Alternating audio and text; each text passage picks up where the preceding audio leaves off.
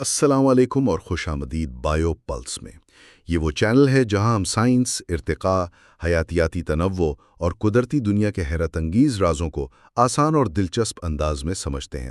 اگر آپ سائنس کی دنیا سے باخبر رہنا چاہتے ہیں تو ہمارے چینل بایو پلس کو ضرور سبسکرائب کریں اور ہمارے ساتھ جڑے رہیں۔ آج ہم بات کرنے جا رہے ہیں ایک انتہائی اہم سائنسی کتاب the song of the dodo by David Quammen کے بارے میں۔ یہ کتاب ہمیں بتاتی ہے کہ زمین پر موجود جانداروں کی تقسیم کیسے ہوتی ہے، جزائر میں ارتقاء کیسے کام کرتا ہے اور انسانوں کی سرگرمیوں کی وجہ سے حیاتیاتی تنوع کو کس طرح خطرات لاحق ہیں۔ یہ ہماری سیریز کا حصہ نمبر 1 ہے۔ اس حصے میں ہم ان چیپٹرز پر بات کریں گے۔ چیپٹر 1 36 پرشین تھرو رگز اور چیپٹر 2 دی مین ہو نیو آئیلینڈز۔ تو ذرائع کے اس تفصیلی جائزے کا باقاعدہ آغاز کرتے ہیں۔ آج کے اس گہرے مطالعے کا جو بنیادی مشن ہے وہ کافی دلچسپ ہے۔ جی بالکل۔ ہم یہ سمجھنے کی کوشش کریں گے کہ جب قدرتی ماحول کے بکھرنے اور سکڑنے کا عمل شروع ہوتا ہے تو پس پردہ کیا سائنس کام کر رہی ہوتی ہے، اور اس کے ساتھ ہی ہم یہ راز بھی کھولیں گے کہ سائنسدانوں کے لیے جزیرے اتنی زیادہ اہمیت کیوں رکھتے ہیں۔ ہاں صحیح کہا، یہ دونوں باتیں آپس میں بہت گہرائی سے جڑی ہوئی ہیں۔ تو میں سوچ رہا تھا کہ اس سفر کا آغاز کتاب کے پہلے چیپٹر سے کیا جائے، جس کا نام ہی قاری کو سوچنے پر مجبور کر دیتا ہے، یعنی 36 ایرانی قالین۔ واقعی یہ عنوان بہت منفرد ہے۔ مصنف ڈیوڈ کوئمن نے صورتحال کو واضح کرنے کے لیے کمال کی مثال دی ہے۔ ہاں، ذرا ایک انتہائی خوبصورت ہاتھ سے بنے ہوئے پرشین کارپٹ یعنی ایرانی قالین کا تصور کیا جائے۔ اس کے شاندار نقش و نگار، رنگوں کا بہترین امتزاج اور دھاگوں کی باریک بناوٹ، یہ سب مل کر اسے قیمتی اور مکمل شاہکار بناتے ہیں۔ لیکن اب فرض کریں کہ کوئی شخص کینچی لے کر اس شاندار قالین کو 36 برابر کے چھوٹے ٹکڑوں میں کاٹ دے۔ اچھا، اب اگر ان 36 ٹکڑوں کو زمین پر الگ الگ بچھا دیا جائے تو کیا وہ اب بھی وہی شاہکار کہلائے گا جو وہ کٹنے سے پہلے تھا؟ ظاہر ہے نہیں۔ مطلب اگر ہم ریاضی کے حساب سے دیکھیں تو ان تمام چھوٹے ٹکڑوں کا کل رقبہ اب بھی بالکل اتنا ہی ہے جتنا اس ایک بڑے قالین کا تھا، کوئی حصہ غائب نہیں ہوا۔ لیکن اس کی وہ اصل قدر اور اس کا مکمل ڈیزائن تباہ ہو چکا ہے، اور یہی وہ نقطہ ہے جسے کتاب سیدھا ایکو سسٹم فریگمنٹیشن یعنی ماحولیاتی نظام کی تقسیم سے جوڑتی ہے۔ تو کیا ہم کہہ سکتے ہیں کہ جب انسان جنگلات کے بیچ میں سے سڑکیں یا شہروں کی تعمیر کے لیے راستے بناتا ہے تو وہ دراصل اس جنگل کو اسی قالین کی طرح کاٹ رہا ہوتا ہے؟ جی ہاں بالکل۔ بظاہر ایسا لگتا ہے کہ درخت تو ابھی بھی موجود ہے، رقبہ بھی شاید اتنا کم نہ ہوا ہو، لیکن وہ ماحولیاتی نظام اندر سے ٹوٹ پھوٹ کا شکار ہو جاتا ہے۔ کیونکہ جنگل محض چند درختوں کے جھنڈ کا نام تو نہیں ہے، یہ جانوروں، حشرات اور پودوں کے درمیان باہمی تعلقات کا ایک پیچیدہ جال ہے۔ اسی لیے جب ایک بڑے جنگل کو چھوٹے ٹکڑوں میں بانٹ دیا جاتا ہے تو ان کے درمیان کے رابطے کٹ جاتے ہیں۔ وہ جانور جو صرف گھنے جنگل کے اندرونی حصوں میں رہ سکتے ہیں، ان کے لیے وہ چھوٹے ٹکڑے کسی کام کے نہیں رہتے۔ تو یہاں ایک اور سوال پیدا ہوتا ہے جو میرے خیال میں کافی اہم ہے۔ جی بتائیں۔ جب ہم نے اس قالین کو کاٹا تو وہ تو فوراً ہی تباہ ہو گیا، تو کیا جب قدرتی ماحول کے ٹکڑے ہوتے ہیں تو وہاں موجود جاندار بھی فوراً ہی ختم ہو جاتے ہیں؟ نہیں، ایسا نہیں ہوتا، اور یہی اس عمل کا سب سے پریشان کن پہلو ہے۔ یہ تباہی اچانک نہیں ہوتی، بلکہ یہ ایک انتہائی سست اور خاموش عمل ہے۔ ایک سست عمل؟ بالکل۔ اس عمل کو سائنسدان تھامس لو جوائے نے ایکو سسٹم ڈکے یعنی ایکو سسٹم کا زوال کا نام دیا ہے۔ یعنی ایکو سسٹم کا زوال؟ جی، کتاب میں اس عمل کو سمجھانے کے لیے تابکار مواد یعنی ریڈیو ایکٹیو ڈکے کی زبردست مثال دی گئی ہے۔ جس طرح تابکار مواد کے اندر ایٹم ٹوٹنے کا عمل بظاہر نظر نہیں آتا، لیکن اس کی توانائی ختم ہو رہی ہوتی ہے، بالکل ویسے ہی کٹے ہوئے جنگلات کے اندر بھی زندگی آہستہ آہستہ ختم ہو رہی ہوتی ہے۔ 100% درست۔ جانوروں کی نسلیں جنہیں ہم سپیشیز کہتے ہیں وہ فوراً نہیں مرتیں۔ وسائل کے سکڑنے کی وجہ سے یہ نسلیں دہائیوں میں معدومی کی طرف بڑھتی ہیں۔ مجھے یاد آ رہا ہے کہ کتاب میں بالی کے ٹائیگر کی کہانی کا ذکر ہے۔ بالی انڈونیشیا کا ایک چھوٹا سا جزیرہ ہے۔ ہاں، وہاں ایک خاص قسم کا شیر پایا جاتا تھا جو جسامت میں تھوڑا چھوٹا ہوتا تھا۔ جب انسانوں نے بالی میں جنگلات کاٹ کر بستیاں بنانا شروع کی تو وہ شیر راتوں رات غائب نہیں ہوئے، ان کا مسکن سکڑتا گیا، شکار کم ہوتا گیا اور وہ دہائیوں تک آہستہ آہستہ معدومی کی طرف بڑھتے رہے۔ یہاں تک کہ وہ دنیا سے ہمیشہ کے لیے ختم ہو گئے، اور یہی حال برائس کینین کے ریڈ فاکس کا بھی ہوا۔ ان جانوروں کی گمشدگی اچانک پیش آنے والے کسی حادثے کا نتیجہ نہیں تھی، بلکہ یہ اسی سست ایکو سسٹم ڈیکے کا تسلسل تھا۔ یہ بالکل ایسا ہے جیسے کسی بڑے ڈیم میں ایک چھوٹا سا سوراخ ہو جائے۔ ابتدا میں کچھ محسوس نہیں ہوتا، لیکن قطرہ قطرہ بہنے والا پانی بالآخر اس پوری جھیل کو خالی کر دیتا ہے۔ یہ جان کر واقعی ایک عجیب سی حیرانی ہوتی ہے۔ اگر ہم تاریخ پر نظر دوڑائیں تو یہ بات واضح ہوتی ہے کہ بہت سی نسلیں ختم ہو چکی ہیں، لیکن عام طور پر لوگوں کو اس بڑے بحران کا اندازہ کیوں نہیں ہو پاتا؟ یہ خاموش خاتمہ لوگوں کی نظروں سے اوجھل کیوں رہتا ہے؟ اس کی بڑی وجہ وقت کو دیکھنے کا ہمارا پیمانہ ہے۔ سائنسی برادری اور ماہرین تو اس بحران سے بخوبی واقف ہیں، لیکن عام لوگ ان چیزوں پر متوجہ ہوتے ہیں جو اچانک اور زوردار طریقے سے ہوتی ہیں۔ مطلب ہم دھماکوں کو تو دیکھتے ہیں، لیکن دہائیوں پر محیط اس خاموش تبدیلی کو محسوس نہیں کر پاتے۔ جی، کتاب میں اس کی ایک بہت طاقتور تاریخی مثال پیسنجر کبوتر کی شکل میں دی گئی ہے۔ ایک وقت تھا جب شمالی امریکہ میں اربوں کی تعداد میں یہ کبوتر اڑتے تھے۔ جب ان کا غول آسمان سے گزرتا تھا تو دن کے وقت سورج چھپ جاتا تھا نا۔ یہ ہے کہ قدرتی رہائش گاہوں کی تباہی کے بعد یہ زوال اتنا سست ہوتا ہے کہ ہر نئی آنے والی نسل اپنے ارد گرد موجود جانوروں کی کم ہوتی تعداد کو ہی نارمل سمجھ لیتی ہے۔ اسی لیے لوگ اس بحران کی سنگینی کو پوری طرح نہیں سمجھتے۔ یہ اس تفصیلی مطالعے کا ایک اہم سبق ہے کہ ہمیں اس خاموش خطرے کو پہچاننا ہوگا۔ یہ تو ایک بڑا اہم سبق ہو گیا۔ اچھا، اب اگر ہم بات کو چیپٹر 2 کی طرف موڑیں تو مصنف ایک نئی اصطلاح متعارف کرواتے ہیں، بائیو جیوگرافی۔ جی، بائیو جیوگرافی۔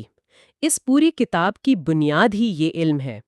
اگر سادہ الفاظ میں بتاؤں تو یہ صرف اس بات کا مطالعہ نہیں ہے کہ کون سا جاندار کہاں پایا جاتا ہے۔ تو پھر اس میں اصل سوال کیا ہے؟ اصل سوال یہ ہے کہ وہ جاندار وہاں کیوں ہے، اور اس سے بھی بڑھ کر وہ وہاں کیوں نہیں ہے۔ یہ تو بہت دلچسپ ہے۔ مطلب دنیا میں اتنے سارے جنگلات ہیں، افریقہ ہے، جنوبی امریکہ ہے، لیکن کینگرو صرف آسٹریلیا میں ہی کیوں پائے جاتے ہیں؟ یہ ایک بہترین مثال ہے۔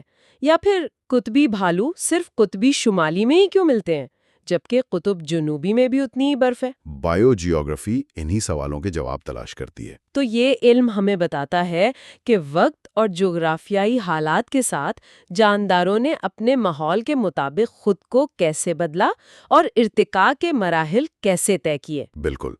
اور جب ہم جانداروں کی اس جغرافیائی تقسیم کی بات کرتے ہیں تو ایک چیز بڑی نمایاں نظر آتی ہے، جزائر یعنی آئی لینڈز۔ ہاں، یہ واقعی ایک اہم نقطہ ہے۔ بائیو جیوگرافی کے مطالعے کے لیے سائنسدان ہمیشہ جزیروں کا ہی رخ کیوں کرتے ہیں؟ گیلپاگوس یا میڈاگاسکر اتنے مشہور کیوں ہیں؟ اس کی سیدھی سی وجہ یہ ہے کہ جزائر ارتقاء کو سمجھنے کے لیے دنیا کی بہترین قدرتی لیبارٹری ہیں۔ وہ کیسے؟ دیکھیں، جزائر چونکہ باقی دنیا سے کٹے ہوئے ہوتے ہیں، تنہائی کا شکار ہوتے ہیں، اس لیے وہاں وسائل انتہائی محدود ہوتے ہیں۔ اچھا، تو نئے جانور آسانی سے وہاں پہنچ نہیں سکتے اور پرانے وہاں سے نکل نہیں سکتے۔ جی، اور ایسے تنہا ماحول میں زندہ رہنے کے لیے جانداروں کو انوکھے طریقوں سے خود کو ڈھالنا پڑتا ہے۔ اسی تنہائی کی وجہ سے جزیروں پر ایسے عجیب و غریب جانور پیدا ہوتے ہیں جو دنیا میں اور کہیں نہیں ملتے۔ مجھے جزیروں پر جانوروں کی جسامت بدلنے والی بات بہت پراسرار لگتی ہے۔ ہاں، وہ ارتقائی عمل کا ایک کمال ہے۔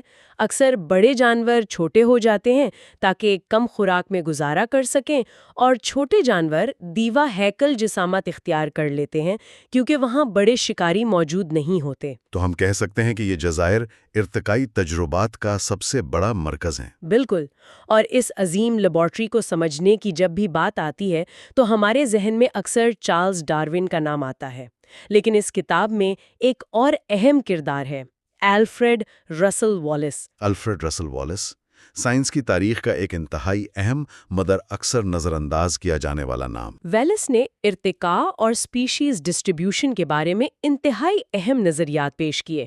اس نے ملے آرشیپیلاگو کے خطرناک جنگلات میں سالوں گزارے، اور اسی دوران اس نے اپنی سب سے بڑی دریافت کی جسے آج ہم والیسز لائن کے نام سے جانتے ہیں۔ جی، والیس's لائن، یہ کوئی زمین پر کھینچی ہوئی لکیر نہیں ہے، بلکہ یہ ایک گہرے سمندر کی غیر مرئی حد ہے جو ایشیا اور آسٹریلیا کے حیوانی علاقوں کو الگ کرتی ہے۔ مثال کے طور پر بالی اور لومبو کے جزائر۔ بالکل، یہ دونوں جزائر ایک دوسرے کے انتہائی قریب ہیں، مشکل 20 میل کا فاصلہ ہے، لیکن ان پر موجود جانور ایک دوسرے سے بالکل مختلف ہے۔ ہاں، بالی میں ایشیائی جانور پائے جاتے ہیں اور لومبوک پر آسٹریلوی طرز کے جانور، حالانکہ وہ اتنے قریب ہیں۔ اور اس کی وجہ وہ گہرا سمندر ہے جس نے ان جانوروں کو آپس میں ملنے نہیں دیا۔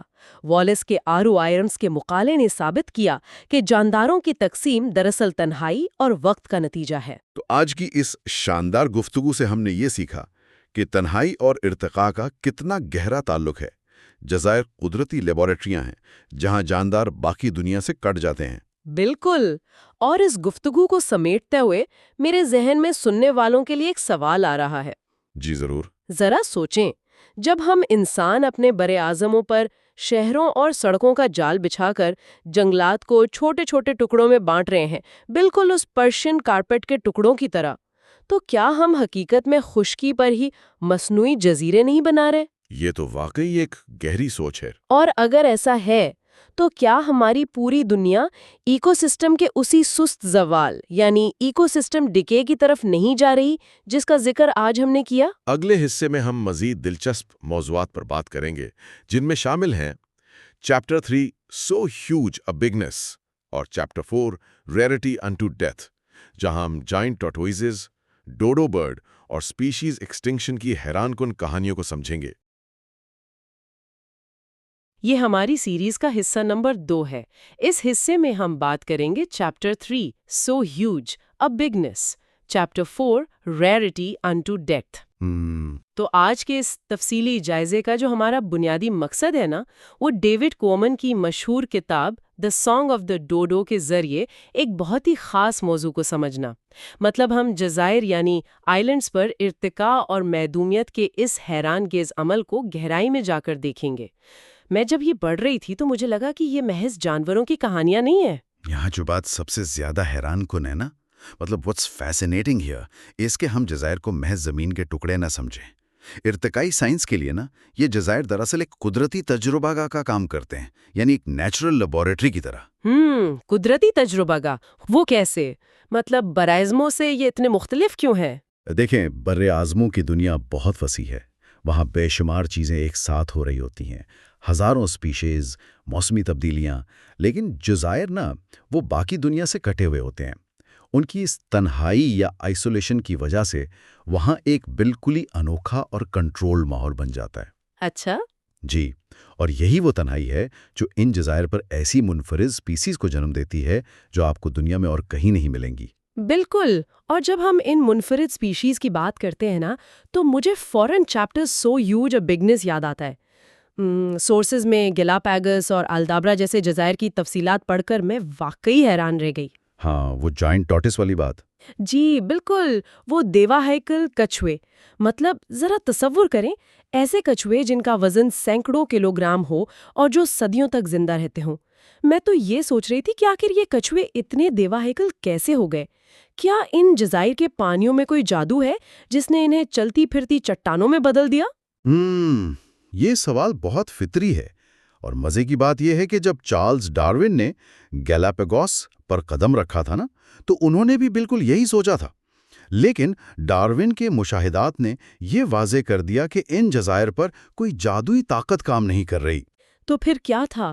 اگر جادو نہیں تھا تو ارتقاء کا کون سا اصول وہاں لاگو ہو رہا تھا؟ یہ ارتقاء کے بالکل عام اور بنیادی اصولوں کی بہترین مثال ہے۔ ڈارون نے سمجھایا کہ ان منفرد سپیشیز کی موجودگی کا تعلق براہ راست دو بڑی چیزوں سے ہے، ایک تو وسائل کی دستیابی اور دوسرا جو سب سے اہم ہے وہ ہے بڑے شکاری جانوروں یعنی پریڈیٹرز کی مکمل عدم موجودگی۔ اچھا، ذرا اس کی تہہ کھولتے ہیں۔ مطلب صرف شکاری جانوروں کا نہ ہونا کسی سپیشیز کے سائز میں اتنی بڑی تبدیلی لا سکتا ہے؟ بالکل لا سکتا ہے۔ دیکھیں، ایولیوشن اور آئسولیشن کے درمیان ایک بہت گہرا تعلق ہے۔ ہوتا کچھ یوں ہے کہ جب کوئی جانور کسی دور دراز جزیرے پر پہنچتا ہے جہاں اسے کھانے والا کوئی بڑا شکاری موجود نہ ہو اور خوراک کے لیے مسابقت بھی کم ہو تو ارتقائی دباؤ بالکل بدل جاتا ہے۔ یعنی انہیں اب اپنی جان بچا کر بھاگنے کی ضرورت نہیں رہتی۔ بالکل ایسا ہی ہے، وہ اسپیشیز اپنی جسمانی سائز کو تبدیل کرنے کے لیے آزاد ہو جاتی ہے۔ اب ان کچھووں کی مثال ہی لے لیں، انہیں کسی شکاری کا خوف نہیں تھا تو انہیں اپنا بھاری خول لے کر تیز بھاگنے یا جھاڑیوں میں چھپنے کی ضرورت ہی نہیں رہی۔ صحیح، تو انہوں نے اپنی توانائی بھاگنے کے بجائے جسم کو بڑا کرنے پر لگا دی۔ 100%۔ وقت گزرنے کے ساتھ انہوں نے اپنے جسم کو بڑا کر لیا تاکہ وہ زیادہ خوراک اور پانی اپنے اندر محفوظ رکھ سکیں، جو کہ جزائر کے غیر یقینی موسموں میں زندہ رہنے کے لیے ایک بہترین حکمت عملی ہے۔ یہ تو واقعی کمال ہے۔ اچھا، یہاں ایک اور چیز جو میرے ذہن میں آ رہی تھی وہ جغرافیائی تنہائی ہے۔ مطلب جغرافیائی آئسولیشن عملی طور پر کام کیسے کرتی ہے؟ اگر ایک سپیشیز اصل علاقے سے الگ ہو کر جزیرے پر پہنچ جائے تو پھر نئی سپیشیز کیسے بنتی ہے؟ اس کو سمجھنے کے لیے آپ کو جینیات یعنی ان کے جینز کے بارے میں سوچنا ہوگا۔ جب کوئی سپیشیز 2 حصوں میں بٹ جاتی ہے نا، فرض کریں ایک بڑی آبادی براعظم پر ہی رہ گئی اور کچھ افراد کسی طوفان کے ذریعے جزیرے پر آ گئے۔ اکثر ایسا ہوتا ہے طوفانوں میں۔ جی، تو اب ان دونوں گروہوں کے درمیان جینیاتی تبادلہ، جسے ہم جین فلو کہتے ہیں، وہ رک جاتا ہے۔ یعنی وہ آپس میں مل نہیں سکتے تو ان کے جینز الگ الگ سمتوں میں جانے لگتے ہیں۔ بالکل، جزیرے والے گروہ کو ایک بالکل نئے ماحول، خوراک اور چیلنجز کا سامنا ہوتا ہے۔ ہزاروں سالوں میں ان میں اتنی جینیاتی تبدیلیاں یا میوٹیشنز جمع ہو جاتی ہیں کہ وہ اپنے براعظمی رشتہ داروں سے بالکل مختلف ہو جاتے ہیں، اور وقت کے ساتھ ایک نئی سپیشیز پیدا ہو سکتی ہے۔ یہ تو تنہائی میں چلنے والا ایک زبردست ارتقائی پہیہ ہے۔ سورسز میں نا ایک اور تصور کا ذکر تھا جس نے مجھے بہت متوجہ کیا، جزائر کا اصول یا دی آئلینڈ رول۔ یہ میرا پسندیدہ حصہ ہے۔ جزائر کا اصول ارتقاء کے سب سے کلاسک مظاہر میں سے ایک ہے۔ اگر میں تھوڑا گہرائی میں جاؤں تو جی بالکل بتائیں۔ سورسز کے مطابق اس میں جانوروں کے سائز میں 2 طرح کی حیرانوں کی تبدیلیاں آتی ہیں، ہے نا؟ ہاں، جزیرے کو آپ ایک ایسا محدود کلب سمجھ لیں جہاں کے اصول عام دنیا سے الٹ ہیں۔ اس اصول کے تحت بڑے جانور جزیرے پر سکڑ کر چھوٹے ہو جاتے ہیں اور چھوٹے جانور دی وہیکل ہو جاتے ہیں۔ بڑے جانور چھوٹے ہو جاتے ہیں؟ مطلب کس طرح کے جانور؟ مثال کے طور پر ہاتھی یا ہرن کو لے لیں۔ جب یہ کسی جزیرے پر پھنس جاتے ہیں تو محدود وسائل اور کم خوراک کی وجہ سے ان کا بڑا جسم ان کے لیے نقصان دہ بن جاتا ہے، تو بقا کی جنگ میں وہ بچتے ہیں جو سائز میں چھوٹے ہوں اور کم خوراک پر گزارا کر سکیں۔ اسے ڈوارفزم کہتے ہیں۔ حیران کن، یعنی وسائل کی کمی بڑے ہاتھیوں کو بونا بنا دیتی ہے۔ ان کے تو باقاعدہ فوسلز ملے ہیں بحیرہ روم کے جزائر پر۔ بالکل، اور دوسری طرف جو چھوٹے جانور ہیں جیسے چوہے یا کچھوے، برے آزموں پر انہیں شکاریوں سے چھپنے کے لیے چھوٹا رہنا پڑتا ہے، مگر جزیرے پر شکاری نہیں ہوتے تو ان کے اوپر سے وہ پریشر ہٹ جاتا ہے۔ صحیح کہا آپ نے، چھپنے کی ضرورت نہیں ہوتی تو جزیرے کے وسائل استعمال کرنے کے لیے ان کا جسم بڑا ہونے لگتا ہے۔ اسے گائگینٹزم کہا جاتا ہے۔ ارتقاء کا یہ پہیہ واقعی کمال ہے، لیکن یہاں کرنا کہانی واقعی بہت دلچسپ اور میں کہوں گی کہ تھوڑی افسوسناک بھی ہو جاتی ہے، کیونکہ چیپٹر 4 کا جو عنوان ہے ریئرٹی انٹو ڈیتھ، وہ اسی تنہائی کے ٹوٹنے کے بارے میں ہے۔ ڈوڈو کی کہانی، بحر ہند کے جزیرے موریشس کا وہ مشہور پرندہ۔ جی بالکل، ڈوڈو یا ریفس کوکولاٹس۔ ہم سب نے ڈوڈو کا نام تو سنا ہے، لیکن اس کی اصل سائنسی کہانی کم لوگ جانتے ہیں۔ سورسز بتاتے ہیں کہ یہ اڑ نہیں سکتا تھا، اس کا جسم بھاری ہو چکا تھا اور یہ بس زمین پر گرے ہوئے پھل اور بیج کھاتا تھا۔ ہاں، اور یہاں ایک غلط فہمی ہے جسے دور کرنا بہت ضروری ہے۔ لوگ اکثر ڈوڈو کو ایک سست یا بے وقوف پرندہ سمجھ لیتے ہیں جس نے اڑنا چھوڑ دیا، لیکن یہ اس کی کمزوری نہیں تھی۔ وائی اٹ میٹرز، یہ سمجھنا ضروری ہے کہ ارتقائی لحاظ سے یہ اس کی بہت بڑی کامیابی تھی۔ کامیابی کیسے؟ اڑنے کی صلاحیت کھو دینا تو نقصان دہ ہونا چاہیے نا؟ عام حالات میں شاید ہو، لیکن موریشس میں زمین پر کوئی شکاری جانور موجود ہی نہیں تھا۔ اب اڑنے کے لیے بہت زیادہ توانائی اور ہلکے جسم کی ضرورت ہوتی ہے۔ جب کوئی خطرہ ہی نہ ہو تو ہر وقت اڑنے کی صلاحیت پر توانائی ضائع کرنا بے وقوفی ہے۔ ڈوڈو اپنے ماحول کے لیے پرفیکٹلی اڈیپٹڈ تھا۔ اچھا، تو اس نے سمجھداری سے اپنی توانائی بچائی، اپنا جسم بڑا کیا تاکہ زیادہ کھا سکے، اور زمین پر ہی آرام سے گھونسلے بنانے لگا کیونکہ درختوں پر جانے کی ضرورت ہی نہیں تھی۔ बिल्कुल, वो इस जजीरे के हिसाब से परफेक्ट था। लेकिन हाँ, फिर 17वीं सदी के आखिर में इंसानों के मॉरिशस आमद हुई और जो तबाही मची वो वाकई लर्ज़ाखेज थी। इंसानों ने उस जजीरे का सदियों पुराना सुकून बर्बाद कर दिया। डोडो का इर्तिकाई निज़ाम इस अचानक खतरे के लिए बिल्कुल तैयार नहीं था। उसकी डीएनए में इंसानों से डरने की जिबलत थी ही नहीं, वो तो जहाज रानों के पास चलकर आ जाता था। लेकिन सोर्सेज में एक बात बहुत वाज़े लिखी है कि उनके मादूम होने की वजह सिर्फ इंसानों का उन्हें खुराक के लिए शिकार करना नहीं था। ये सबसे अहम नुक्ता है। असल तबाही इंसानों के शिकार से नहीं आई, बल्कि उन गैर मुकामी जानवरों से आई जिन्हें हम इन्वेजिव स्पीशीज कहते हैं। जब इंसान वहां आए तो वो अपने साथ खंजीर और बंदर भी ले आए। और डोडो तो ज़मीन पर घोंसले बनाता था। बिल्कुल, वो जमीन पर बने हुए घोंसले, उनके अंडे और बच्चे, वो उन खंजीरों और बंदरों के लिए खुली दावत बन गए। डोडो का वो परफेक्ट डिफाई निज़ाम उस नए खतरे के सामने रेत की दीवार साबित हुआ और वो हमेशा के लिए सफ़ाए हस्ती से मिट गया। ये कितना अफसोसनाक है। और यहाँ ना एक चौंका देने वाली हकीकत सोर्सेज में मौजूद है जो मैं सुनने वालों के साथ ज़रूर शेयर करना चाहूँगी। 1600 के बाद होने वाली परिंदों की जितनी भी मदूमियत हुई है ना, इनमें से तकरीबन 90% एक्सटिंक्शन सिर्फ जज़ायर में हुई हैं। 90%? ये कोई छोटा इंसा नहीं है। अगर हम इसे बड़े तनाजुर में देखें तो जज़ायर की स्पीशीज़ तन्हाई की वजह से बहुत छोटी आबादियों पर मुश्तमिल होती हैं। यानी उनमें जीनियाती तनव्वो या जेनेटिक डाइवर्सिटी भी कम होती होगी। बिल्कुल कम होती है। इसलिए जब इंसान उनकी रिहाइश तबाह करते हैं या नए शिकारी जानवर लाते हैं तो ये स्पीशीज़ अपना दिफा बिल्कुल नहीं कर सकती। डोडो की कहानी महज तारीख नहीं है, ये आज के माहौलियाती बहरान और जज़ायर पर होने वाली एक्सटिंक्शंस के हवाले से एक बहुत अहम सबक है। वाकई एक गहरा सबक है। हमारी थोड़ी सी मुदाखलत लाखों साल के इर्तिका को कैसे ख़त्म कर सकती है। और इस गुफ्तगू को समेटते हुए ना एक बहुत ही गहरी सोच उभरती है जिस पर हमें गौर करना चाहिए। जी बताएं। हमने देखा कि ज्योग्राफियाई तन्हाई या आइसोलेशन वो सबसे अहम उनसर था जिसने इस शानदार हयातियाती तनव्वो को, डार्विन के कछुओं और मॉरिशस के डोडो को जन्म दिया। लेकिन आज इंसानों के ग्लोबल नेटवर्क, तेज रफ्तार सफ़र और तिजारत ने इस तन्हाई को प्रैक्टिकली ख़त्म कर दिया है। अब कोई जजीरा कटा हुआ तो नहीं रहा। बिल्कुल। तो जब पूरी दुनिया एक ही जुड़े हुए निज़ाम में तब्दील हो रही है तो क्या हम एक ऐसे मुस्तकबिल की तरफ बढ़ रहे हैं जहां इर्तिका के ये मुनफरिद शाहकार हमेशा के लिए ख़त्म हो जाएंगे? क्या तन्हाई के बगैर वो हयातियाती जादू बाकी रह सकेगा? ये एक ऐसा सवाल है जो वाकई हमें सोचने पर मजबूर कर देता है। वाकई ये एक ऐसा सवाल है जो बहुत देर तक जहन में गूंजता रहेगा। खैर, अगले हिस्से में हम एक अहम साइंसी उसूल के बारे में बात करेंगे जिसे कहते हैं स्पीशीज एरिया रिलेशनशिप, और ये भी समझेंगे कि जज़ायर में स्पीशीज की तादाद कैसे तय होती है। ये हमारी सीरीज का हिस्सा नंबर 3 है। इस हिस्से में हम बात करेंगे chapter 5 प्रेस्टन्स bell, chapter 6 the coming thing. आज के इस गहरे मुताले का जो बुनियादी मकसद है वो डेविड क्वोमन की मशहूर किताब द सॉन्ग ऑफ द डूडो के कुछ बहुत अहम हिस्सों का जायजा लेना है। जी, और ये वाकई एक बहुत ज़बरदस्त किताब है। बिल्कुल।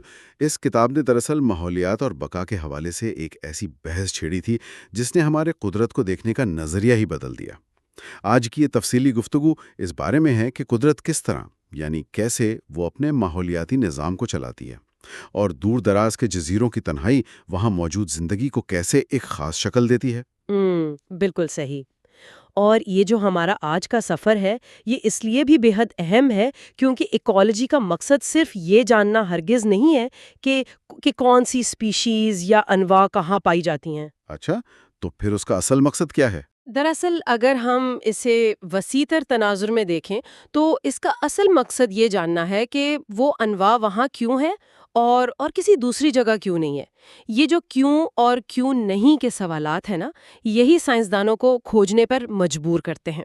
चलें इस बात को थोड़ा खोल कर समझते हैं। जब हम पहला और सबसे बुनियादी असूल देखते हैं जिसे स्पीशीज़ एरिया रिलेशनशिप कहते हैं तो वो इंतहाई सादा लगता है। जी, علاقہ اور انواع کا تعلق؟ بالکل. اسے اگر بہت ہی واضح الفاظ میں بیان کریں تو اصول بس اتنا سا ہے کہ جتنا بڑا علاقہ ہوگا اتنی زیادہ سپیشیز ہوں گی. مطلب بظاہر تو یہ ایسے ہے کہ کمرہ بڑا ہے تو سامان زیادہ آ جائے گا. ہاں، بظاہر یہ بہت عام سی بات لگتی ہے، لیکن یہاں جو بات سب سے زیادہ حیران کن ہے وہ یہ ہے کہ اس بظاہر سیدھے سادے اصول کو باقاعدہ سائنسی طور پر ثابت کرنے میں دہائیاں لگ گئیں. دہائیاں لگ گئیں؟ یعنی یہ کوئی راتوں رات سامنے آنے والی بات نہیں تھی؟ بالکل نہیں. اگر ہم اس کی سائنسی تاریخ دیکھیں تو ہمیں جوہان رینہولڈ فورسٹر اور اولوف آرینیس کے نام ملتے ہیں. انہوں نے سب سے پہلے اس کا باقاعدہ مشاہدہ کیا تھا کہ رقبے اور زندگی کے تنوع کے درمیان ایک تعلق ہے. انہوں نے دیکھا کہ جیسے جیسے رقبہ بڑھتا ہے انواع بھی بڑھتی ہیں. اور میرے خیال میں اسی کام کو بعد میں مزید آگے بھی بڑھایا گیا ہے نا، کیونکہ میں نے پڑھا تھا کہ 1922 میں ایک ماہر نباتات تھے ہینری ایلن گلیسن. ان کا ایک مقالہ آیا تھا on the relation between species and area. جی ہاں، گلیسن کا کام بہت شاندار تھا. اس نے کیا یہ کہ محض اندازے لگانے کے بجائے اس نے پودوں کے مخصوص چوکور حصوں کا مطالعہ شروع کیا جنہیں کوڈریٹس کہا جاتا ہے. یعنی اس نے باقاعدہ زمین کے چھوٹے ٹکڑوں پر پودوں کی گنتی کی. بالکل، گنتی کی اور پھر بتدریج رقبے کو بڑھا کر دیکھا کہ انواع کی تعداد میں کتنا اضافہ ہوتا ہے. اس سے ایکالوجی میں باقاعدہ ڈیٹا کا استعمال شروع ہوا. لیکن گلیسن تو پودوں کا ماہر تھا، تو جانوروں پر اس کا اطلاق کیسے ہوا؟ یہ ایک بہت اہم نکتہ ہے. فلپ ڈارلنگٹن جیسے سائنسدانوں نے اس کا جواب دیا.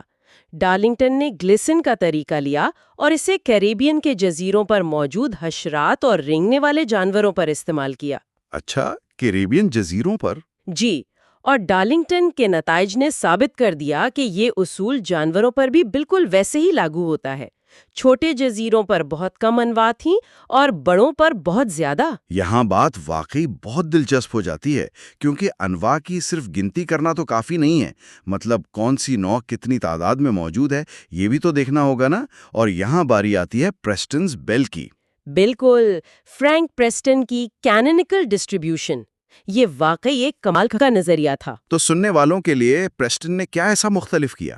دیکھیں، پریسٹن نے صرف یہ نہیں گنا کہ کتنی سپیشیز ہیں، اس نے یہ دیکھا کہ ہر سپیشیز کی اپنی آبادی کتنی ہے.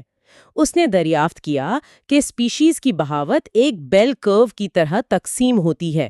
بیل کرو یعنی وہ شماریات والی گھنٹی کی شکل؟ جی بالکل. اس کا مطلب یہ ہے کہ کسی بھی علاقے میں چند انواع بہت عام ہوں گی، بہت سی درمیانی سطح پر ہوں گی اور کچھ بہت نایاب یا ریئر ہوں گی. یہ گراف بالکل ایک گھنٹی کی شکل بنا لیتا ہے. تو اس کا مطلب ہے کہ قدرت میں نایاب ہونا کوئی حیرت کی بات نہیں ہے، بلکہ یہ سسٹم کا حصہ ہے. 100%. اور یہی چیز ہمیں دو بہت اہم اصطلاحات کی طرف لے جاتی ہے: سیمپلز اور آئسولیٹس. ہاں، میں اسی طرف آنے والا تھا. سیمپلز اور آئسولیٹس میں کیا فرق ہے؟ کیا ایک بڑے جنگل کا ٹکڑا اور ایک سمندر کے بیچ کا جزیرہ دونوں میں جانوروں کے بچنے کے چانس ایک جیسے ہوتے ہیں؟ ہرگز نہیں. سیمپل سے مراد وہ علاقے ہیں جو کسی بڑے ماحولیاتی نظام کا حصہ ہوتے ہیں. ان کا راستہ کٹا ہوا نہیں ہوتا، تو اگر وہاں کوئی نوع نایاب بھی ہو جائے تو باہر سے مزید جانور آ کر اس کمی کو پورا کر دیتے ہیں. صحیح، مطلب باہر سے انہیں مدد مل جاتی ہے. بالکل. لیکن آئسولیٹس وہ علاقے ہیں جو بالکل الگ تھلگ ہوتے ہیں، جیسے تنہا جزیرے. وہاں بیرونی مدد نہیں آ سکتی، اس لیے وہاں جو نایاب انواع ہوتی ہیں ان کے ہمیشہ کے لیے ختم ہونے کا خطرہ بہت زیادہ ہوتا ہے. تو اس سب کا آخر مطلب کیا ہے؟ اس کا مطلب یہ ہے کہ ریاضی اور قدرت کا بڑا گہرا تعلق ہے، اور یہی چیز ہمیں آرینیس مساوات کی طرف لاتی ہے. جی، ریاضی کا وہ فارمولا جس نے ایکالوجی کو بدل دیا. مساوات ہے S=CAZ. S=CAZ. بظاہر تو یہ صرف چند حروف لگتے ہیں. میں تو جب ریاضی دیکھتا ہوں تو تھوڑا گھبرا جاتا ہوں، لیکن آپ ذرا اس کو آسان لفظوں میں سمجھائیں. بالکل بھی گھبرانے کی ضرورت نہیں ہے. یہ دراصل ایریا اور سپیشیز کی تعداد کے درمیان ریاضیاتی تعلق ہے. اس میں S کا مطلب ہے انواع کی کل تعداد اور A کا مطلب ہے رقبہ یعنی ایریا. اور یہ سی اور زیڈ کیا ہیں؟ یہ مخصوص کانسٹنٹس ہیں۔ سب سے اہم اس میں زیڈ ہے، جو بتاتا ہے کہ کوئی علاقہ کتنا زیادہ کٹا ہوا یا الگ تھلگ ہے۔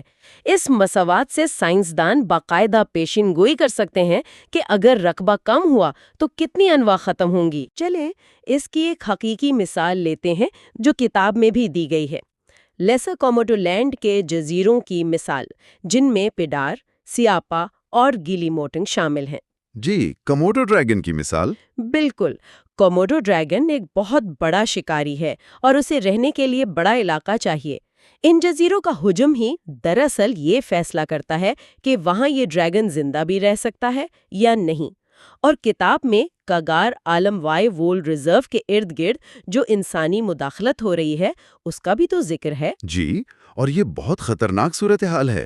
انسان اس ریزرو کے ارد گرد کے علاقے کو سکیڑ رہا ہے، اور آرنیس مساوات کے مطابق جیسے جیسے رقبہ سکڑے گا، کوموڈو ڈریگن کے لیے خطرہ بڑھتا جائے گا۔ مطلب ہم انسان خود اپنے ہاتھوں سے خشکی کے نئے جزیرے بنا رہے ہیں اور جانوروں کو تنہا کر رہے ہیں۔ بالکل صحیح کہا آپ نے۔ اب ہم باب 6 دی کمنگ تھنگ کی طرف آتے ہیں۔ 1967 میں رابرٹ میک آرتھر اور ایڈورڈ او ولسن کی کتاب آئی تھی the theory of island biogeography. میں نے سنا ہے ولسن تو دراصل چیونٹیوں کے ماہر تھے۔ جی، ولسن چیونٹیوں کے ماہر تھے اور میک آرتھر ریاضی کے۔ یہاں جو بات سب سے زیادہ حیران کن ہے وہ یہ ہے کہ ان دونوں نے مل کر ایکولوجی میں ایک باقاعدہ انقلاب برپا کر دیا۔ وہ کیسے؟ اس کتاب سے پہلے ماحولیات صرف مشاہدے کا نام تھا۔ لوگ جاتے، جانور دیکھتے اور فہرستیں بنا لیتے، لیکن ان دونوں نے اسے ایک ریاضیاتی اور نظریاتی سائنس میں بدل دیا۔ یعنی انہوں نے ثابت کیا کہ قدرت کے پیچھے باقاعدہ ٹھوس قوانین کام کر رہے ہیں۔ جی بالکل، اور ان کی اسی محنت نے ایکولیبریم تھیوری یعنی توازن کے نظریے کو جنم دیا۔ تو یہ توازن آخر ہے کیا؟ سننے والوں کے لیے اس کو تھوڑا آسان کر کے بتائیں۔ دیکھیں، کسی بھی جزیرے پر موجود انواع کی تعداد کبھی رکی بھی نہیں ہوتی۔ یہ دو قوتوں کے درمیان توازن کا نام ہے۔ پہلی ہے سپیشیز امیگریشن، یعنی نئی انواع کا جزیرے پر آنا، اور دوسری ہے سپیشیز ایکسٹنکشن، یعنی پہلے سے موجود انواع کا معدوم ہونا۔ اچھا، مطلب کچھ نئے آ رہے ہیں اور کچھ پرانے ختم ہو رہے ہیں۔ بالکل، اور جہاں آ کر ان دونوں قوتوں کی رفتار برابر ہو جاتی ہے اسے توازن کہتے ہیں۔ لیکن اس میں ایک اور چیز بھی تو ہے، ڈسٹنس ایفیکٹ، یعنی فاصلے کا اثر۔ اگر کوئی جزیرہ مرکزی زمین سے بہت دور ہوگا تو وہاں نئے جانوروں کا پہنچنا تو مشکل ہوگا نا؟ جی، اور جتنا فاصلہ زیادہ ہوگا امیگریشن اتنی ہی کم ہوگی، جس کی وجہ سے اس جزیرے کا توازن کم انواع پر آ کر رکے گا۔ یہ تو سمندر کے جزیروں کی بات ہو گئی، لیکن اگر ہم اسے وسیع تر تناظر میں دیکھیں تو آج کے دور میں اس نظریے کی کیا اہمیت ہے؟ اگر ہم اسے وسیع تر تناظر میں دیکھیں تو انسانوں نے جنگلات کاٹ کر زمینی ماحولیاتی نظام کو بھی تو چھوٹے چھوٹے جزیروں میں بانٹ دیا ہے۔ کتاب میں ایک بہت شاندار مثال ہے، ایک خوبصورت ایرانی قالین کی۔ ایرانی قالین کی؟ کیسے؟ فرض کریں آپ ایک قیمتی ایرانی قالین کو کینچی سے کاٹ کر چھوٹے چھوٹے ٹکڑوں میں بانٹ دیں، تو کیا وہ ٹکڑے مل کر اس قالین کی اصل خوبصورتی اور افادیت واپس لا سکتے ہیں؟ بالکل نہیں، وہ تو تباہ ہو جائے گا۔ بالکل اسی طرح انسانوں نے جنگلات کو سڑکوں اور شہروں سے کاٹ کر ان کی افادیت ختم کر دی ہے، اور آج کل جو جانوروں کو بچانے کے لیے ریزروز ڈیزائن کیے جاتے ہیں وہ اسی نظریے کے تحت بنائے جاتے ہیں تاکہ وہ بڑے ہوں اور ایک دوسرے کے قریب ہوں۔ تو آج کی گفتگو کو اگر ہم سمیٹیں تو ہم نے رقبے، مساوات اور توازن کے نظریے کو سمجھا۔ ہم نے دیکھا کہ کیسے بڑا رقبہ زندگی کو پناہ دیتا ہے، مساوات ہمیں انواعوں کی بقا کے بارے میں پیشین گوئی دیتی ہے، اور جزیروں پر امیگریشن اور ایکسٹنکشن کا توازن کیسے کام کرتا ہے۔ بالکل، اور اس سب سے ایک اہم سوال پیدا ہوتا ہے جو تھوڑا مختلف ضرور ہے لیکن بہت گہرا ہے۔ جی، وہ کیا؟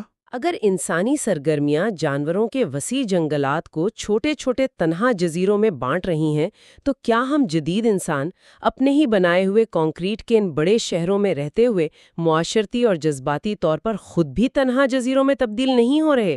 کمال بات ہے، یعنی ہم اتنے پرہجوم شہروں میں رہ کر بھی تنہا ہیں؟ جی، جہاں ہماری اپنی معاشرتی اور ذہنی بقا کو بھی ایک بالکل مختلف قسم کا خطرہ لاحق ہے۔ کیا ہم خود بھی اپنے ہی بنائے ہوئے آئسولیٹس میں تو نہیں پھنس گئے؟ یہ واقعی سوچنے کی بات ہے۔ یہ واقعی ایک بہت گہری اور سوچنے پر مجبور کر دینے والی بات ہے۔ اگلے حصے میں ہم ایمیزون رین فارسٹ اور ایکو سسٹم فریگمنٹیشن کے حقیقی تجربات کے بارے میں بات کریں گے۔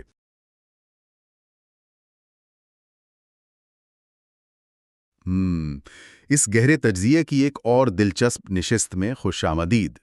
یہ ہماری سیریز کا حصہ نمبر 4 ہے۔ جی بالکل۔ اور اس حصے میں ہم بات کریں گے chapter 7 the hedgehog of the Amazon پر، جو کہ ڈیوڈ کوامین کی بہت ہی مشہور کتاب دی سانگ آف دی ڈوڈو کا ایک بہت اہم حصہ ہے۔ ہاں، اور اس نشست کا جو ہمارا بنیادی مقصد ہے، یعنی جو مشن ہے، وہ ڈیوڈ کوامین کی تحقیق کی روشنی میں اس بات کا گہرا تجزیہ کرنا ہے کہ جنگلات کی کٹائی اور پھر ان کی تقسیم کس طرح پورے ماحولیاتی نظام کو تباہ کر دیتی ہے۔ ایگزیکٹلی۔ بظاہر تو یہ بڑی عام سی بات لگتی ہے کہ درخت کٹ گئے، لیکن ہمارا مقصد آج ان پیچیدہ ماحولیاتی حقائق کو سامنے لانا ہے جو ہماری اس دنیا کی بقا کے لیے انتہائی اہم ہیں۔ بالکل، اور چلیں سیدھا ایمیزون رین فارسٹ کے ماحولیاتی نظام کی طرف چلتے ہیں۔ ہاں، کتاب میں ایک ہوائی جہاز کی پرواز کا ذکر ہے۔ جی، وہ منظر بہت شاندار ہے۔ ہاں، جہاز سے اگر آپ ایمیزون کے جنگل کو نیچے دیکھیں نا، تو وہ ایک یکساں سبز قالین کی طرح لگتا ہے، ایک بہت بڑا ہرا فرش۔ لیکن وہ ایک یکساں قالین ہے نہیں، بالکل نہیں ہے۔ وہ تو مختلف قسم کے درختوں، پودوں اور جانداروں کا ایک انتہائی پیچیدہ اور رنگین جال ہے۔ اور یہ جال کتنا جڑا ہوا ہے، یہ سمجھنا سب سے زیادہ ضروری ہے۔ میں بتاتی ہوں، عام طور پر لوگ کیا سوچتے ہیں کہ جنگل وہاں اگتا ہے جہاں بارش ہوتی ہے۔ ہاں، یہی عام تاثر ہے۔ لیکن ایمیزون کے معاملے میں ایسا نہیں ہے۔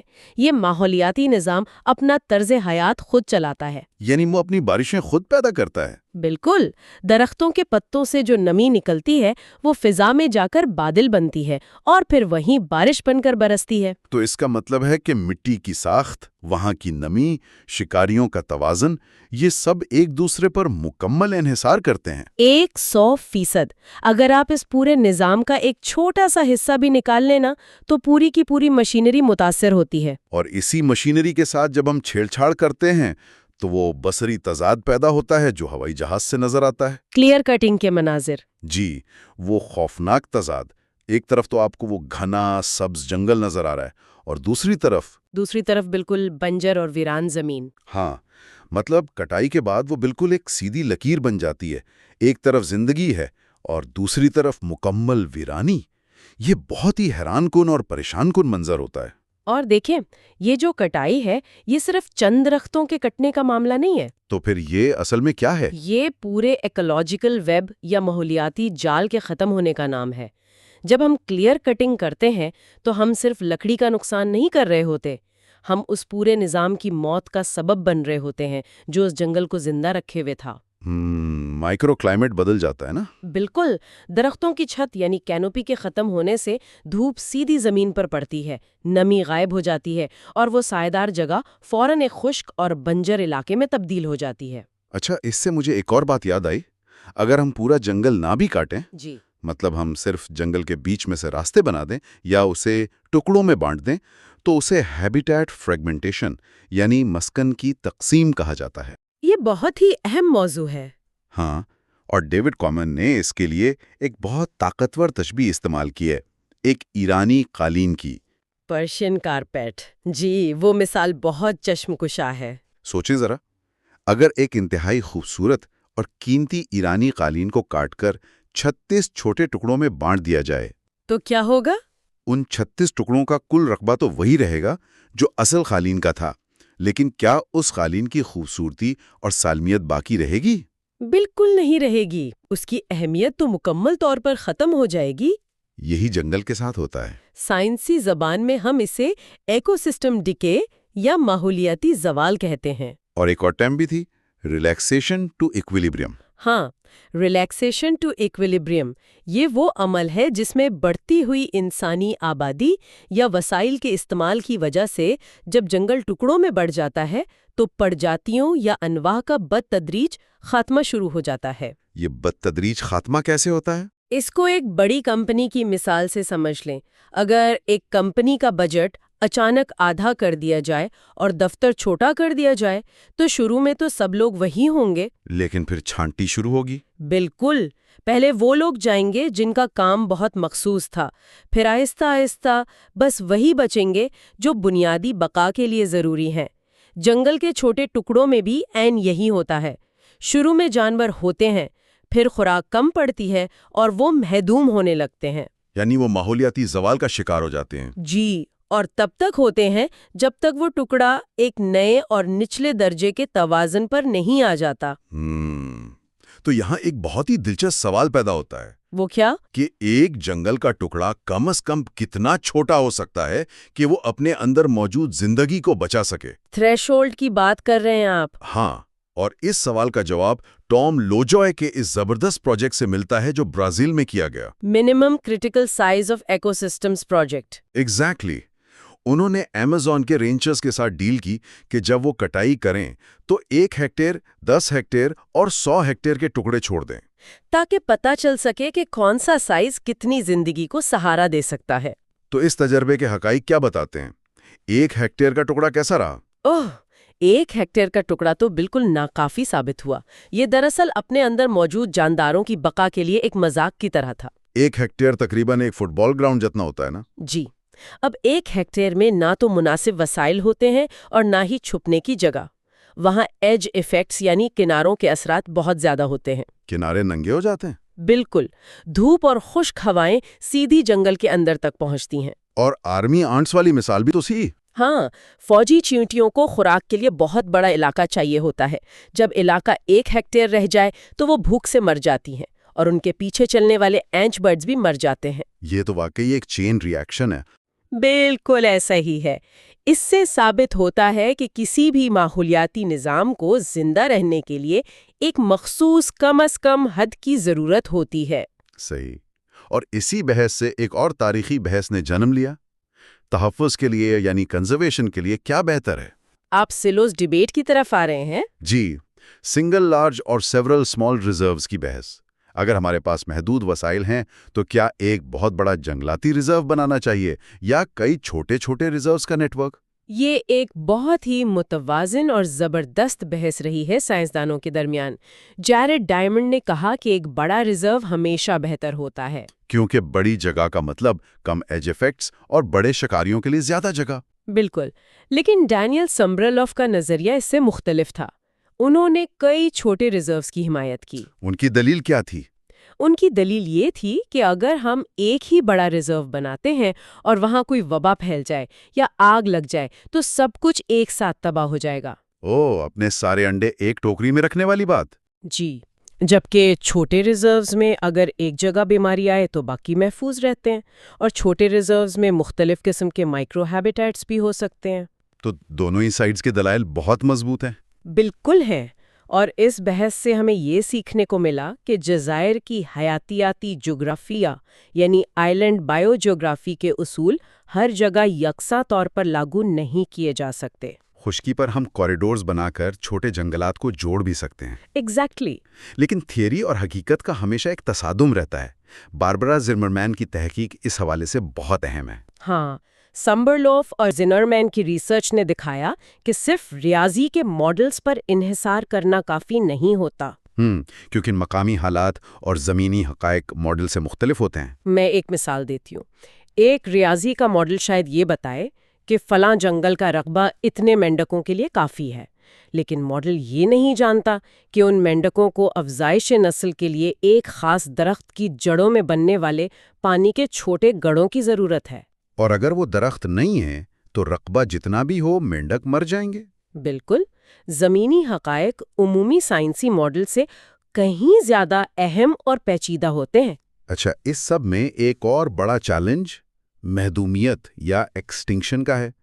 कुछ लोग कहते हैं कि महदूमियत तो एक कुदरती अमल है, डायनासोर्स भी तो ख़त्म हुए थे। हाँ, یہ ایک بہت عام تنقیدی پہلو ہے۔ محدومیت ایک قدرتی عمل ضرور ہے، لیکن آج انسان کی وجہ سے محدومیت کی جو رفتار ہے وہ قدرتی تبدیلی نہیں ہے۔ وہ ایک خوفناک تباہی ہے۔ جی، قدرتی رفتار کے مقابلے میں آج پرجاتیوں کا تیزی سے غائب ہونا دراصل ایک ماس مرڈر ہے۔ اور یہ سب جاننا ہمارے لیے کیوں ضروری ہے؟ یہ سوال ہر سننے والے کے ذہن میں آتا ہوگا۔ یہ توازن سمجھنا اس لیے اہم ہے کیونکہ ہم انسان خود اس قدرتی جال کا ایک حصہ ہے۔ ہم اس جال سے باہر نہیں ہیں؟ بالکل نہیں۔ جب ہم ماحولیاتی نظام کے ٹکڑے کرتے ہیں تو دراصل ہم اس زندگی کے تانے بانے کو ادھیڑ رہے ہوتے ہیں جس پر ہمارا اپنا وجود قائم ہے۔ ہم قدرت سے الگ نہیں ہیں۔ اور گفتگو کے اختتام پر اگر میں ایک فکری زاویہ سامنے رکھوں، جی بتائیے۔ ہم نے دیکھا کہ درختوں اور جانوروں کے ماحولیاتی نظام محض چھوٹے ٹکڑوں میں بٹ جانے سے اپنی بقا کھو دیتے ہیں اور زوال کا شکار ہو جاتے ہیں۔ بالکل ایسا ہی ہے۔ تو سوچنے کی بات یہ ہے کہ کیا ہمارے جدید انسانی معاشرے جو تیزی سے ایک دوسرے سے کٹ کر چھوٹے اور تنہا گروہوں میں بٹ رہے ہیں، سکرینز تک محدود ہو رہے ہیں، کیا وہ بھی کسی ایسے ہی معاشرتی زوال یعنی سوشل فریگمنٹیشن اینڈ ڈیکے کی طرف تو نہیں بڑھ رہے؟ یہ واقعی ایک بہت گہری سوچ ہے۔ انسانی رشتوں کا ماحولیاتی کٹاؤ۔ ہاں، جس طرح جنگل کو ٹکڑوں میں بانٹنے سے اس کا اندرونی توازن ختم ہو جاتا ہے، شاید انسانی معاشرے کو بھی اکیلے پن کے چھوٹے چھوٹے جزیروں میں بانٹنا ہمیں اندر سے کھوکھلا کر رہا ہے۔ یہ ایک ایسا سوال ہے جس پر ہر فرد کو غور کرنا چاہیے۔ بالکل، اور اسی فکری سوال کے ساتھ ہم آج کی اس نشست کو یہیں روکتے ہیں۔ جی، اگلے حصے میں ہم میڈاگاسکار اور ایک منفرد لیمر سپیشیز انڈری کے بارے میں بات کریں گے۔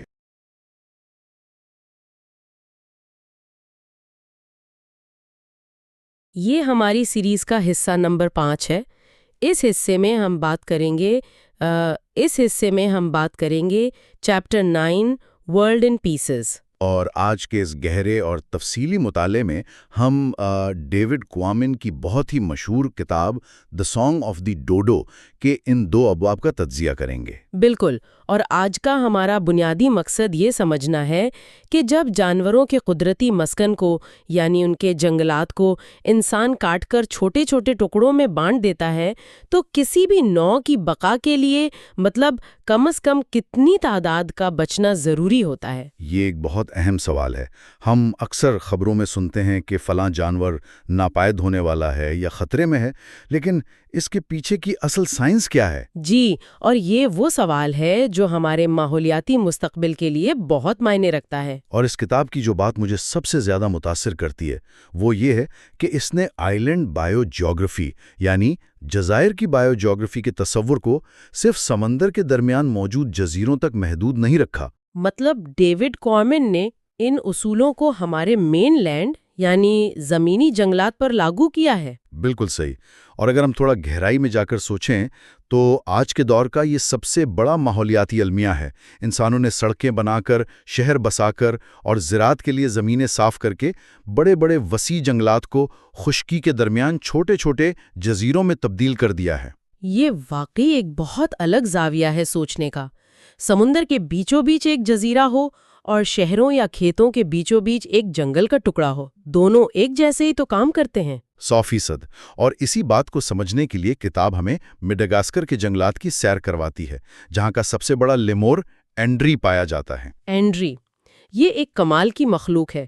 جو چیز مجھے اینڈری کے بارے میں سب سے زیادہ حیران کرتی ہے وہ ان کی مخصوص آواز ہے۔ یہ ایک طرح کی بازار گائیکی ہے، جیسے کوئی ویل مچھلی اور سیکسوفون کی آواز کو ایک ساتھ ملا دے۔ ہاں، یہ بہت زبردست تشبیہ ہے۔ تصور کریں کہ ایک گھنے جنگل میں صبح کے وقت یہ پراسرار اور اونچی آواز گونج رہی ہو، اور وہ یہ گانا اپنے علاقے کا دفاع کرنے اور آپس میں سماجی رابطے کے لیے گاتے ہیں۔ اور ان کی آواز صرف کوئی دلچسپ مشغلہ نہیں ہے، بلکہ یہ ان کے انتہائی پیچیدہ سماجی ڈھانچے کو جوڑے رکھنے کا ایک لازمی حصہ ہے۔ اور اینڈری کے اس سماجی نظام پر بات کرنا اس لیے بھی ضروری ہے کیونکہ اصل میں یہی ان کی سب سے بڑی کمزوری بھی بن رہا ہے۔ وہ کیسے؟ کیا ان کے خاندانی نظام میں کوئی خاص بات ہے؟ جی، یہ جانور مونوگیمس ہوتے ہیں۔ اب یہاں اہم بات یہ نہیں کہ وہ زندگی بھر ایک ہی ساتھی کے ساتھ رہتے ہیں، بلکہ اہم بات اس کا نتیجہ ہے۔ فرض کریں اگر جنگل کے بیچ سے ایک سڑک گزر جائے اور ایک اینڈری کا ساتھی کسی وجہ سے مارا جائے یا ٹریفک کی وجہ سے بچھڑ جائے تو وہ اتنی آسانی سے کوئی دوسرا ساتھی نہیں ڈھونڈتے۔ اوہ، اس کا مطلب ہے کہ ان کی افزائش نسل وہیں کے وہیں رک جاتی ہے۔ بالکل، اور ان کے گروہ میں مادہ کی حکمرانی ہوتی ہے۔ بچے سفر کے دوران ماؤں کی پیٹھ پر سوار ہوتے ہیں۔ تو یہ ایک بہت ہی حساس خاندانی نظام ہے جسے پنپنے کے لیے ایک بہت بڑے پرسکون اور مستحکم علاقے کی ضرورت ہوتی ہے۔ اور بدقسمتی سے وہ مستحکم علاقہ اب تیزی سے سکڑ رہا ہے۔ اگر ہم مڈغاسکر کے انیلا مزوترا ریزرو کو دیکھیں جو پیرینیٹ گاؤں کے قریب واقع ہے تو وہاں کی صورتحال کافی ڈرانے والی ہے۔ جی ہاں، وہ جنگل کبھی ایک وسیع و عریض سلسلہ ہوا کرتا تھا، اور اب یہ زراعت اور خاص طور پر سفیدہ یعنی یوکلپٹس کے باغات کی وجہ سے بری طرح کٹ چکا ہے۔ اب دیکھنے میں تو یوکلپٹس بھی ایک درخت ہی لگتا ہے، تو بظاہر ایسا لگتا ہے کہ اس سے جنگل کا فائدہ ہونا چاہیے۔ لیکن حقیقت اس کے بالکل برعکس ہے۔ ذرائع بتاتے ہیں کہ یہ یوکلپٹس دراصل ایک کیش کراپ ہے جو اگتی تو بہت تیزی سے ہے مگر وہ مٹی کی ساری نمی اور کیمسٹری کو بگاڑ کر رکھ دیتی ہے۔ بالکل، اور مقامی پودے اس کے سائے تلے نہیں اگ سکتے جس کی وجہ سے یہ اینڈری اور دوسرے مقامی جانوروں کے لیے ایک طرح کا سبز ریگستان بن جاتا ہے۔ سبز تو ہے مگر زندگی کے بغیر۔ اسی حوالے سے مڈغاسکر کی ایک مقامی کہاوت ہے نی ہازو توکانو تسوی ما آلا، جس کا مطلب ہے کہ ایک درخت سے جنگل نہیں بنتا۔ یہ کہاوت بہت ہی گہری اور بامانی ہے۔ یہ ماحولیاتی نظام کے تسلسل کی بہترین عکاسی کرتی ہے۔ ایک اکیلا درخت یا محض چند درختوں کا ایک جھنڈ وہ لائف سپورٹ سسٹم کبھی نہیں دے سکتا جو ایک مکمل اور جڑا ہوا جنگل دیتا ہے۔ اور جب ہم اینڈری جیسی مخصوص مخلوق کی بات کرتے ہیں تو اسے صرف درخت نہیں بلکہ ایک پورا فعال ایکو سسٹم چاہیے ہوتا ہے، اور ڈیوڈ کوامن نے اپنی کتاب میں اس سارے ماحولیاتی تحفظ کے کام میں مقامی لوگوں کے کردار کو بھی بہت خوبصورتی سے اجاگر کیا ہے۔ پیٹ رائٹ اور ان کے گائیڈ بیڈو کا قصہ ہے نا؟ جی بالکل، پیٹ رائٹ نامی سائنسداں اور ان کے نوجوان مقامی گائیڈ بیڈو کا ذکر بہت دلچسپ ہے۔ بیڈو اس قدر ماہر تھا کہ وہ جنگل کی ذرا سی آہٹ سے یا پتوں کی حرکت سے اینڈری کو تلاش کر لیتا تھا۔ وہ گویا جنگل کی زبان سمجھتا تھا۔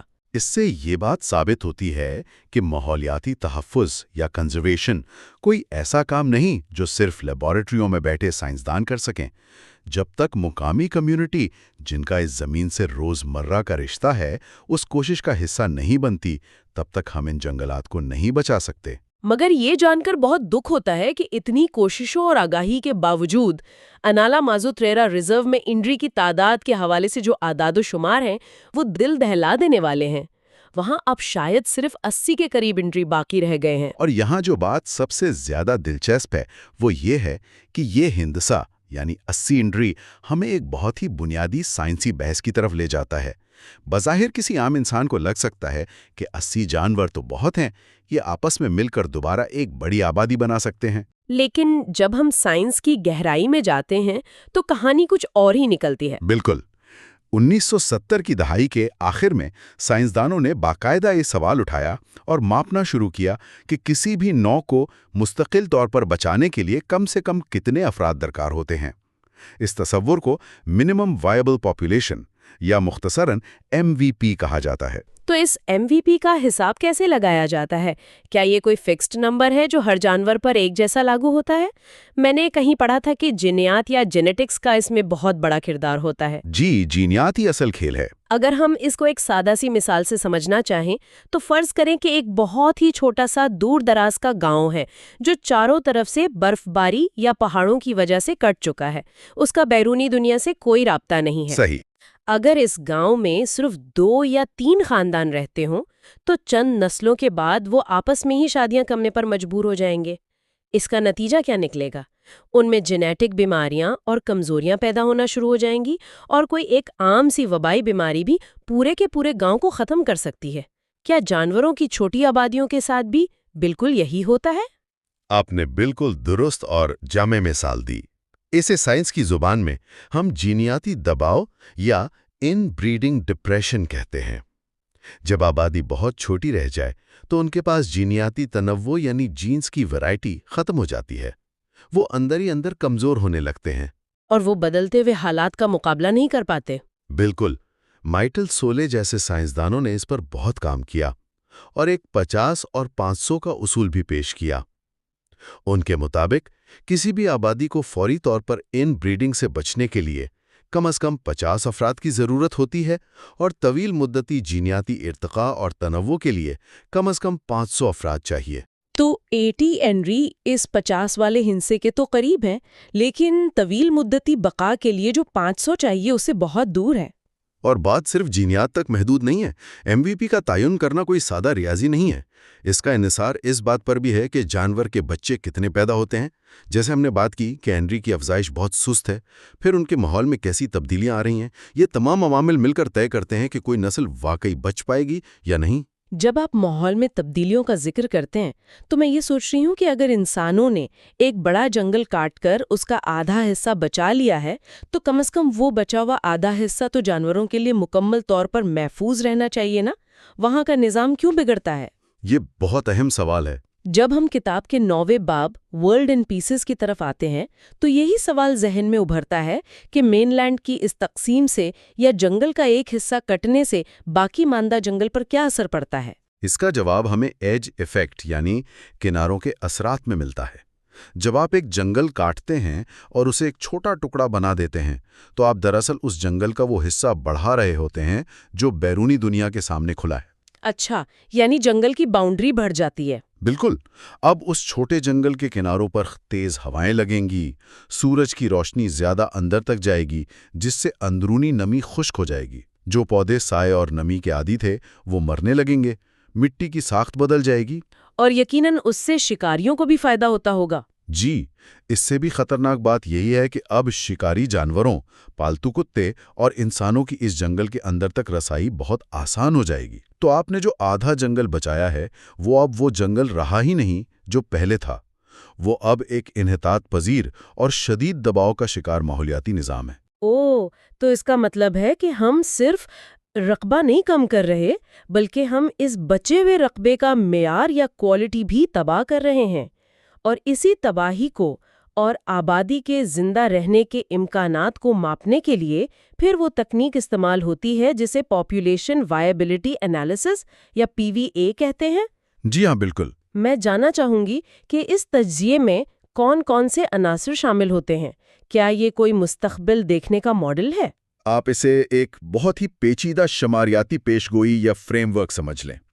اس میں سائنسدان بے شمار ویریبلز یا متغیرات ڈالتے ہیں، مثلا ڈیموگرافک سٹوکاسٹسٹی، جس کا مطلب ہے کہ اگر بصد اتفاق کسی سال آبادی میں صرف نر بچے ہی پیدا ہوں تو کیا ہوگا؟ اس سے تو افزائش نسل ویسے ہی رک جائے گی۔ بالکل۔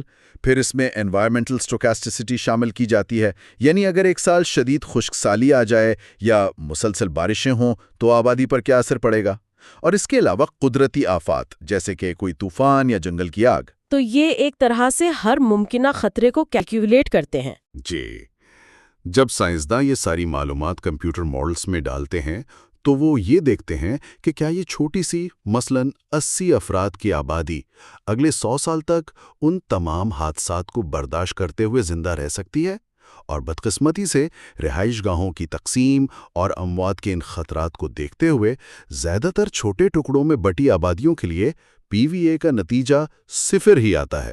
یہ ایک بہت ہی رسکی شماریاتی جوا ہے۔ یہ سب سن کر تو ایسا لگتا ہے کہ اگر کسی نو کی آبادی 100 یا اس سے کم رہ جائے تو اس کا بچنا بالکل ناممکن ہے۔ ہم صرف ان کے محدوم ہونے کا، ان کے ختم ہونے کا انتظار کر سکتے ہیں۔ لیکن کیا ہر چھوٹی آبادی کا انجام واقعی تباہی ہی ہے؟ کیا ہمارے پاس کوئی ایسی مثال نہیں جہاں قدرت یا انسانوں نے مل کر ان ماڈلز کو غلط ثابت کیا ہو؟ خوش قسمتی سے ہمارے پاس ایسی ایک بہت شاندار مثال موجود ہے۔ میرا خیال ہے اب ہمیں گفتگو کا رخ مایوسی سے نکال کر اس انتہائی حیرت انگیز اور پر امید کہانی کی طرف موڑنا چاہیے جو موریشس کیسٹرل پرندے کی ہے۔ یہ کہانی اتنی فلمی ہے کہ اس پر یقین کرنا مشکل ہوتا ہے۔ 1970 کی دہائی میں شکاری پرندوں کی یہ نوع موریشس کیسٹرل محدومیت کے اتنے قریب پہنچ گئی تھی کہ پوری دنیا میں صرف 4 پرندے باقی بچے تھے۔ جی ہاں، صرف 4۔ اگر ہم PVA کے ماڈلز کو دیکھیں تو ان کا بچنا تو سائنسی طور پر 100% ناممکن تھا۔ بالکل ناممکن تھا۔ اگر آپ اس وقت کے کسی بھی ماحولیاتی سائنسدان سے پوچھتے تو وہ یہی کہتا کہ ان 4 پرندوں پر وقت، پیسہ اور وسائل ضائع کرنے کا کوئی فائدہ نہیں۔ یہ عملی طور پر ایک مردہ نو تھی۔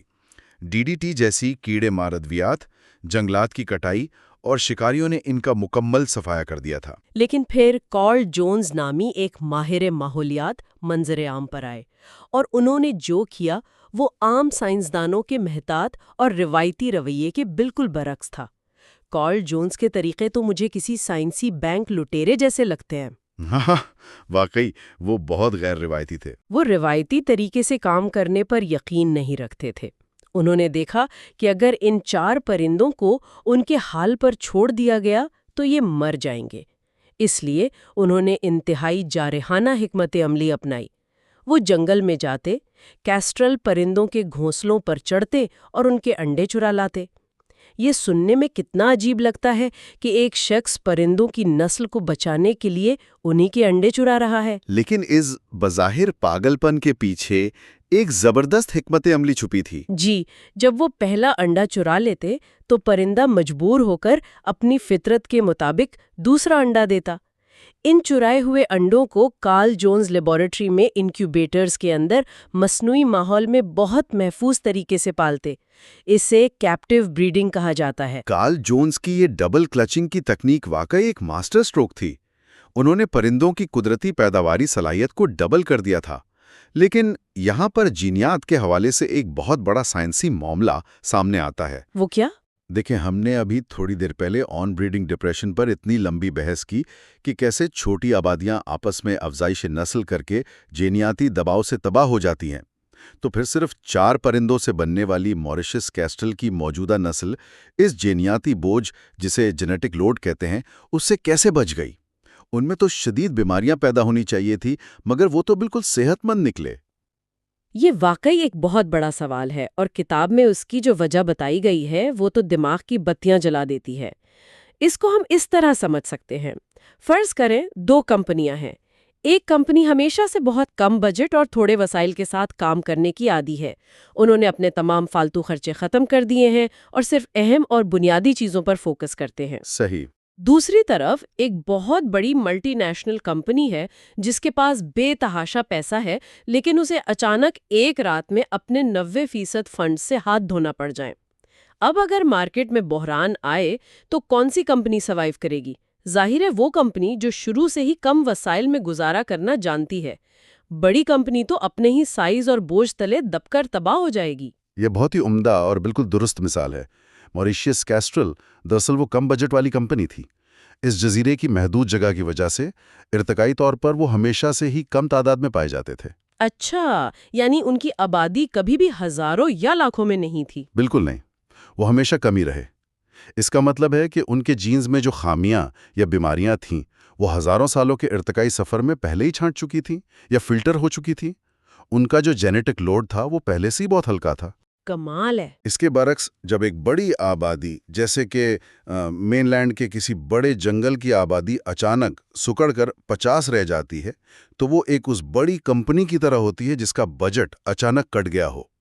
ان کے اندر بے شمار جینیٹکلی خامیاں چھپی ہوتی ہیں جو بڑی آبادی میں نظر نہیں آتی، لیکن آبادی کم ہوتے ہی وہ سامنے آ کر تیزی سے پوری نو کو ختم کر دیتی ہیں۔ یہ جان کر واقعتاً ایک اطمینان سا ہوتا ہے کہ قدرت کے پاس خود کو بچانے کے اپنے حیرت انگیز میکینزم موجود ہیں، اور کارل جونز کی اس انتھک محنت کا نتیجہ یہ نکلا کہ آج ان پرندوں کی تعداد 200 سے بھی تجاوز کر چکی ہے۔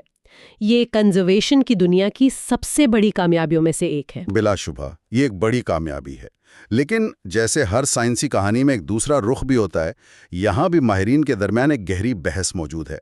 بہت سے سائنسدان کارل جونز کے ان انتہائی اور جارحانہ طریقوں کے سخت خلاف ہیں۔ وہ کیوں؟ آخر انہوں نے ایک نسل کو بچایا ہی ہے نا۔ ان کا ماننا ہے کہ ہم انسانوں کو قدرت کے معاملات میں اس حد تک مائکرو مینج نہیں کرنا چاہیے۔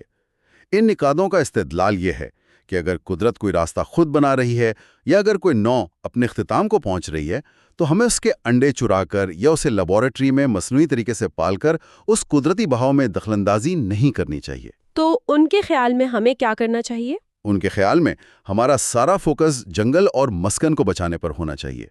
وہ سمجھتے ہیں کہ کیپٹیو بریڈنگ جیسے مہنگے طریقے اصل مسئلے یعنی مسکن کی تباہی سے توجہ ہٹا دیتے ہیں۔ ان کے مطابق اگر ہم انفرانٹی جانوروں کو آئی سی یو میں رکھ کر بچا بھی لیں لیکن باہر ان کا جنگل ہی نہ رہے تو اس کا کیا فائدہ؟ یہ ایک ایسا نقطۂ نظر ہے جسے واقعی نظر انداز نہیں کیا جا سکتا۔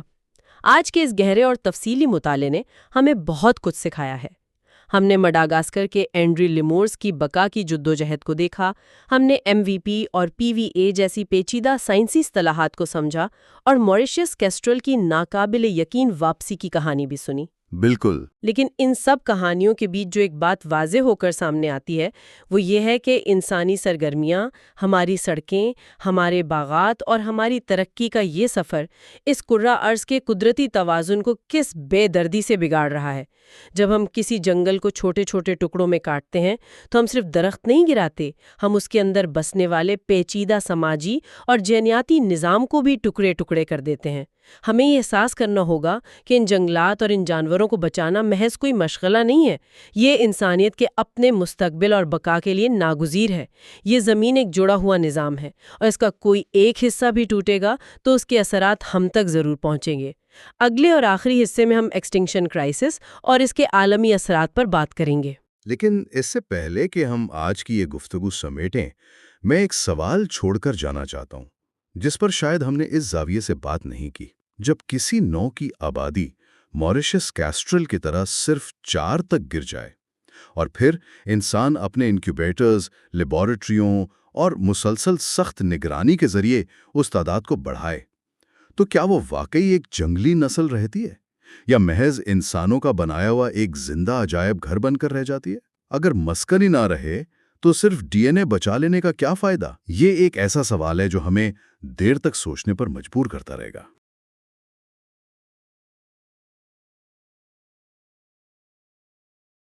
یہ ہماری سیریز کا آخری حصہ یعنی حصہ نمبر 6 ہے۔ اس حصے میں ہم بات کریں گے چیپٹر 10 میسج فرام آرو۔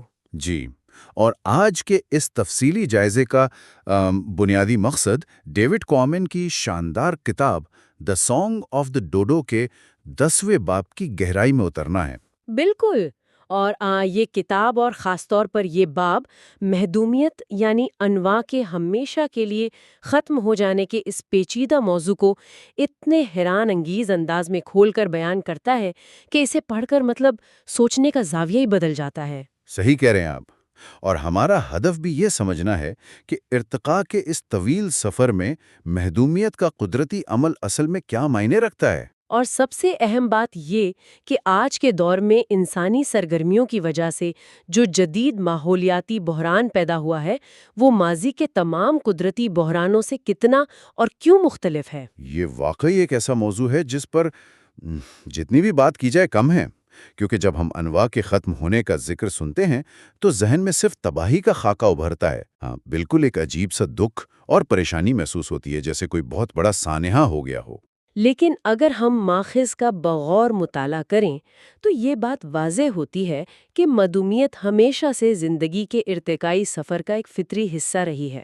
مطلب ماہرین حیاتیات کے نزدیک یہ ہمیشہ سے کوئی مکمل طور پر منفی یا بری چیز نہیں رہی، جسے ڈیوڈ کومن نے بڑے واضح انداز میں بیک گراؤنڈ ایکسٹنکشن کا نام دیا ہے۔ جی، پس منظر کی معدومیت، جو کہ معدومیت کی ایک انتہائی سست، عام اور قدرتی رفتار ہے۔ تو ہم اسے یوں سمجھ سکتے ہیں کہ پرانی نسلیں اپنے قدرتی وقت اور بدلتے ہوئے حالات کے ساتھ آہستہ آہستہ ختم ہوتی ہیں اور ارتقائی عمل کے نتیجے میں نئی اور زیادہ بہتر نسلیں ان کی جگہ لے لیتی ہیں۔ بالکل، اور یہ اسی طرح ہے جیسے کسی پرانے اور گھنے درخت کے پیلے پڑتے ہوئے پتے خاموشی سے جھڑتے رہتے ہیں تاکہ موسم بہار میں نئے سبز اور تازہ پتوں کے لیے جگہ بن سکے۔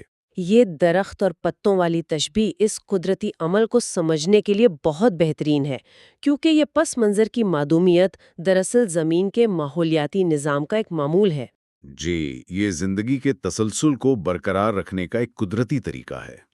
لیکن تاریخ کے پنے پلٹیں تو ہمیں اس کے بالکل برعکس ایک اور انتہائی ہولناک عمل بھی نظر آتا ہے جسے سائنس کی زبان میں ماس ایکسٹنکشن ایونٹس یا بڑے پیمانے پر معدومیت کہا جاتا ہے۔ ہاں، وہ جن میں کریٹیشیس اور پرمین ادوار کا ذکر کیا گیا ہے ماخذ میں۔ جی بالکل، یہ وہ ادوار تھے جب زمین پر زندگی کا معمول اچانک اور بری طرح تہس نہس ہو گیا تھا۔ مطلب جیسے آسمان سے گرنے والے دیوا ہیکل شہابیوں کا ٹکرانا یا پھر ہزاروں سال تک جاری رہنے والا بڑے پیمانے کا آتش فشانی عمل، جس نے زمین کی فضا کو زہریلی گیسوں سے بھر دیا تھا، اور ان تباہ کن واقعات میں انواع کے ختم ہونے کی رفتار نئی نسلوں کے پیدا ہونے کی رفتار سے اتنی زیادہ بڑھ گئی تھی کہ زمین کی زیادہ تر زندگی چند ہزار سالوں کے اندر ہی مٹ گئی۔ وہ تو تھا ڈائنوسارز اور قدیم جانداروں کا دور جہاں آسمان سے آفت آئی، لیکن یہاں جو سب سے اہم اور حیران کن نقطہ ماخذ میں اٹھایا گیا ہے وہ یہ ہے کہ وہ تمام بڑے اور تباہ کن واقعات انسانوں کے اس دنیا میں قدم رکھنے سے کروڑوں سال پہلے پیش آئے تھے۔ صحیح، ان کا تعلق خالصتاً ارضیاتی اور قدرتی وجوہات سے تھا۔ تو پھر سوچنے کی بات یہ ہے کہ آج ہمارے ارد گرد کوئی بہت بڑا شہابیہ نہیں گر رہا، کوئی براعظم پھٹ کر لاوا نہیں اگل رہا، تو پھر ہم جدید دور کے معدومیت کے بحران کا شکار کیوں ہیں؟ کیونکہ جب ہم کرۂ ارض کے ماضی کا آج کے حالات سے موازنہ کرتے ہیں تو ایک انتہائی تشویشناک حقیقت سامنے آتی ہے کہ آج معدومیت کی جو رفتار ہے اس کی نظیر پوری ارضیاتی تاریخ میں کہیں نہیں ملتی۔ میں اس کی ریسرچ کے اعداد و شمار پڑھا تھا اور وہ سن کر واقعی رونگٹے کھڑے ہو جاتے ہیں کہ آج کے دور میں پرندوں اور ممالیہ جانوروں کی معدومیت کی جو شرح ہے وہ اسی قدرتی پس منظر کی معدومیت کے مقابلے میں 100 سے لے کر 1000 گنا زیادہ ہو چکی ہے۔ 1000 گنا زیادہ؟ یہ کوئی معمولی عدد نہیں ہے۔ 1 منٹ کے لیے ذرا اس پر غور کریں کہ 1000 گنا تیز، یعنی جو کام قدرت لاکھوں سالوں میں انتہائی سست روی سے کرتی ہے وہ اب چند صدیوں کے اندر ہو رہا ہے۔ بالکل، اور یہ اعداد و شمار محض کاغذی نہیں ہے، یہ ہمارے ارد گرد موجود زندگی کے لیے ایک بہت بڑی خطرے کی گھنٹی ہے۔ اور اسی لیے سائنسی حلقوں میں ایک طویل بحث بھی موجود رہی ہے، کیونکہ آج بھی کچھ لوگ ایسے مل جاتے ہیں جو یہ دلیل دیتے ہیں کہ معدومیت تو زمین کی تاریخ کا ایک قدرتی عمل ہے۔ ہاں، وہ اکثر کہتے ہیں کہ اگر یہ قدرتی ہے تو آج ہم اس پر اتنا شور کیوں مچا رہے ہیں، اتنی پریشانی کیوں ظاہر کی جا رہی ہے؟ لیکن ماخذ ہمیں بہت واضح طور پر بتاتا ہے کہ یہ دلیل بنیادی حقائق کو نظر انداز کرنے کے مترادف ہے۔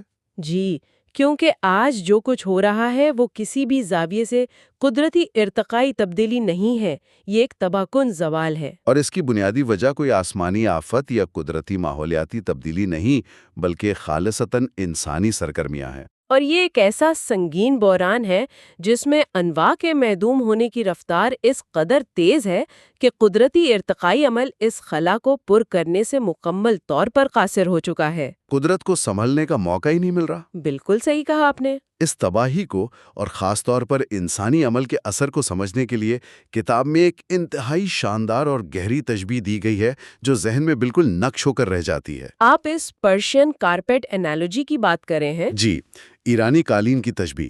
ذرا تصور میں لائیں کہ ایک انتہائی خوبصورت، قیمتی اور برسوں کی محنت سے ہاتھ سے بنا ہوا 36 ٹکڑوں کا ایک ایرانی قالین ہے، جس میں موجود دھاگوں کے رنگ اور ان کی پیچیدہ بند ایک مکمل تصویر پیش کرتی ہے۔ بالکل، ایک دلکش اور بامانی تصویر۔ اب اگر میں ایک کینچی لوں اور اس شاندار قالین کو کاٹ کر اسے 36 الگ الگ چھوٹے چھوٹے ٹکڑوں میں بانٹ دوں تو کیا ہوگا؟ ظاہر ہے ہر ٹکڑا شاید اب بھی اپنے اندر کچھ خوبصورت دھاگے اور رنگ رکھتا ہو، اسے فریم کر کے دیوار پر بھی لٹکایا جا سکتا ہے۔ لیکن اس کی وہ اصل قدر، اس کی وہ سالمیت اور وہ خوبصورتی جو ان تمام ٹکڑوں کے آپس میں جڑے رہنے میں تھی، وہ ہمیشہ کے لیے ختم ہو جائے گی۔ اور ماحولیاتی نظام کے ساتھ آج بالکل یہی سلوک ہو رہا ہے۔ مطلب ہم نے جنگلات کو بھی اسی طرح کاٹ دیا۔ جی، یہ تشبیہ ماحولیاتی سائنس کے ایک انتہائی سنگین اور پیچیدہ مسئلے کی عکاسی کرتی ہے جسے ہم ہیبیٹیٹ فریگمنٹیشن یا رہائش گاہوں کی تقسیم کہتے ہیں۔ اگر ہم اسے وسیع تر تاریخی تناظر میں رکھ کر دیکھیں تو نیولتھک دور سے لے کر آج تک انسانی آبادی کے مسلسل پھیلاؤ نے زمین کا نقشہ ہی بدل کر رکھ دیا ہے۔ جب سے انسان نے باقاعدہ زراعت شروع کی اور بستیاں بسانا شروع کیں، ہم نے وسیع و عریض ایک دوسرے سے جڑے ہوئے گھنے جنگلات کو بے دردی سے کاٹ دیا ہے۔ ان کے بیچ میں لمبی لمبی سڑکیں بنا کر اور وسیع شہر بسا کر انہیں چھوٹے چھوٹے بے ترتیب ٹکڑوں میں تقسیم کر دیا ہے۔ اور اب یہ چھوٹے جنگلاتی ٹکڑے خشکی پر بالکل ان جزیروں کی طرح بن گئے ہیں جو چاروں طرف سے انسانی سرگرمیوں کے ایک بے رحم سمندر میں گھرے ہوئے ہیں۔ جب ایسا ہوتا ہے تو ماحولیاتی نظام کی وہ پیچیدہ ہم آہنگی اور جڑت جو لاکھوں سالوں میں بنی تھی وہ ٹوٹ جاتی ہے، بالکل اس کٹے ہوئے ایرانی قالین کے ٹکڑوں کی طرح۔ اور اگر ہم تاریخ کے پنے پلٹیں تو اس رہائش گاہوں کی تقسیم اور انسانی دراندازی کی ایسی کئی حقیقی مثالیں ملتی ہیں جو واقعی سوچنے پہ مجبور کر دیتی ہیں۔ ماخذ میں خاص طور پر ان جانوروں کا ذکر ہے جو جزیروں پر رہتے تھے، جیسے میڈاگاسکر کا وہ دیاہی کال پرندہ جسے ایپیورنس میکسیمس کہا جاتا تھا۔ وہ ایک حیرت انگیز حد تک بڑا اور ہاتھی نما پرندہ تھا جو ہزاروں سال تک میڈاگاسکر کے جزیرے پر انتہائی سکون سے اپنی ارتقائی منازل طے کرتا رہا۔ کیونکہ اس کے لیے وہ جزیرہ ایک مکمل دنیا تھا جہاں اسے کوئی خطرہ نہیں تھا۔ لیکن پھر ایک دن وہاں انسان پہنچ گئے، اور انسانوں نے نہ صرف اس پرندے کا بے دریغ شکار شروع کیا بلکہ اس کی رہائش گاہوں، ان جنگلات اور انڈے دینے کی جگہوں کو بھی بدل کر رکھ دیا، جس کا سیدھا سا نتیجہ یہ نکلا کہ وہ دیہی کال اور شاندار پرندہ ہمیشہ کے لیے صفائے ہستی سے مٹ گیا۔ پیورنس کی کہانی واقعی افسوسناک ہے، اور اسی سے ملتی جلتی بلکہ اس سے بھی زیادہ مشہور مثال ڈوڈو پرندے کی ہے۔ آہا، جو ماریشس کے جزیرے پر پایا جاتا تھا۔ جی، ڈوڈو کی کہانی ماحولیاتی کمزوری کو سمجھنے کے لیے ایک کلاسک مثال ہے۔ یہ پرندہ ایک ایسے محفوظ ماحولیاتی نظام میں لاکھوں سالوں سے رہ رہا تھا جہاں اس کا کوئی قدرتی شکاری موجود ہی نہیں تھا۔ اور جب خطرہ نہ ہو تو ارتقاء ان خصوصیات کو ختم کر دیتا ہے جن کی ضرورت نہیں رہتی۔ بالکل، چنانچہ ڈوڈو اڑنا بھول گیا کیونکہ اسے اڑ کر کسی سے جان بچانے کی ضرورت ہی محسوس نہیں ہوتی تھی۔ سائنس میں اسے آئلینڈ ٹیمینٹیز یا جزیراتی معصومیت کہا جاتا ہے۔ اور پھر جب انسان اپنے بحری جہازوں پر وہاں پہنچے اور اپنے ساتھ کتے، بلیاں، سور اور چوہے جیسے نئے شکاری جانور لے کر آئے تو ڈوڈو کے پاس اس اچانک تبدیلی کا مقابلہ کرنے کے لیے کوئی دفاعی نظام نہیں تھا، اور وہ بے حد تیزی سے معدومیت کا شکار ہو گیا۔ یہ کتنی عجیب اور المناک بات ہے کہ جس تنہائی اور الگ تھلگ رہنے نے ان جانوروں کو لاکھوں سال تک ایک محفوظ پناہ گاہ دی، اسی تنہائی نے انہیں اتنا کمزور کر دیا کہ ذرا سی بیرونی مداخلت ان کی مکمل تباہی کا سبب بن گئی۔ اور جزیروں کی اسی انفرادیت، اسی خوبصورتی اور کمزوری کو ایک بہت ہی عظیم اور دور اندیش سائنسدان نے بے حد قریب سے محسوس کیا تھا۔ میرا اشارہ الفریڈ رسل والیس کی طرف ہے۔ جی، والیس، جن کا شمار 19ویں صدی کے ان چند عظیم ترین سائنسدانوں میں ہوتا ہے جن کا مشاہدہ انتہائی گہرا تھا۔ ماخذ میں والیس کے آرو جزائر کے تاریخی سفر کا بہت تفصیلی ذکر ہے۔ یہ ملائی مجمع جزائر کے انتہائی دور دراز اور اس وقت کے لحاظ سے پراسرار علاقے تھے۔ والیس نے وہاں پہنچنے کے لیے بے پناہ مشکلات کا سامنا کیا تھا، لیکن وہاں اس کی ملاقات ایک ایسی مخلوق سے ہوئی جس نے اسے پوری طرح مسحور کر دیا۔ اور وہ تھے برڈز آف پیراڈائز، یعنی فردوسی پرندے، جن کے پروں کی چمک، ان کے رنگ اور ان کی ظاہری خوبصورتی ایسی تھی کہ شاید الفاظ میں بیان کرنا ممکن ہی نہیں۔ لیکن جب اس نے ان فردوسی پرندوں کو دیکھا تو اس کی نظر محض ان کی ظاہری خوبصورتی تک محدود نہیں رہی۔ جو چیز سب سے زیادہ متاثر کن اور ماخذ کا ایک کلیدی حصہ ہے وہ والیس کی غیر معمولی دور اندیشی تھی۔ اس نے ان پرندوں کو دیکھ کر خوشی محسوس کرنے کے ساتھ ساتھ ایک شدید دکھ بھی محسوس کیا تھا۔ بالکل، اس نے اس وقت ایک ایسی پیشگوئی کی جو آج کے دور کے لیے ایک انتہائی سخت انتباہ ہے۔ والیس نے اس بات کو شدت سے محسوس کیا کہ یہ پرندے اپنی تمام تر نزاکت اور خوبصورتی کے ساتھ صرف اس لیے محفوظ اور پرسکون ہیں کیونکہ یہ انسانوں کی پہنچ سے دور ایک الگ تھلگ جزیرے پر موجود ہیں۔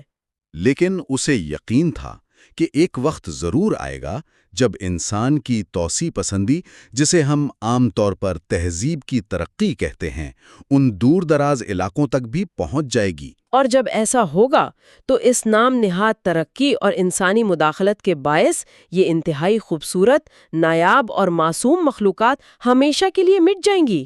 یہ سوچنا ہی کتنا لرزہ خیز ہے کہ 1850 کی دہائی میں بیٹھا ایک شخص یہ دیکھ رہا تھا کہ انسان کی ترقی فطرت کے ان عجائبات کے لیے موت کا پروانہ ثابت ہونے والی ہے۔ اور والیس نے یہ پیغام بڑے درد کے ساتھ دیا کہ جب ایسا ہوگا اور یہ پرندے ختم ہو جائیں گے تو یہ محض حیاتیات کی کتابوں میں ایک اور نسل کا اضافہ یا کمی نہیں ہوگی۔ یہ دنیا کی خوبصورتی، رنگینی اور اس قدرتی پیچیدگی کا ایک ایسا عظیم اور ناقابل تلافی نقصان ہوگا جس کا خمیازہ پوری انسانیت کو بھگتنا پڑے گا۔ والیس کی یہ خیالات ہمیں بتاتے ہیں کہ ہم اپنے ہی ہاتھوں اپنی زمین کو، اپنے گھر کو کتنا غریب، بے رنگ اور بنجر کرتے جا رہے ہیں۔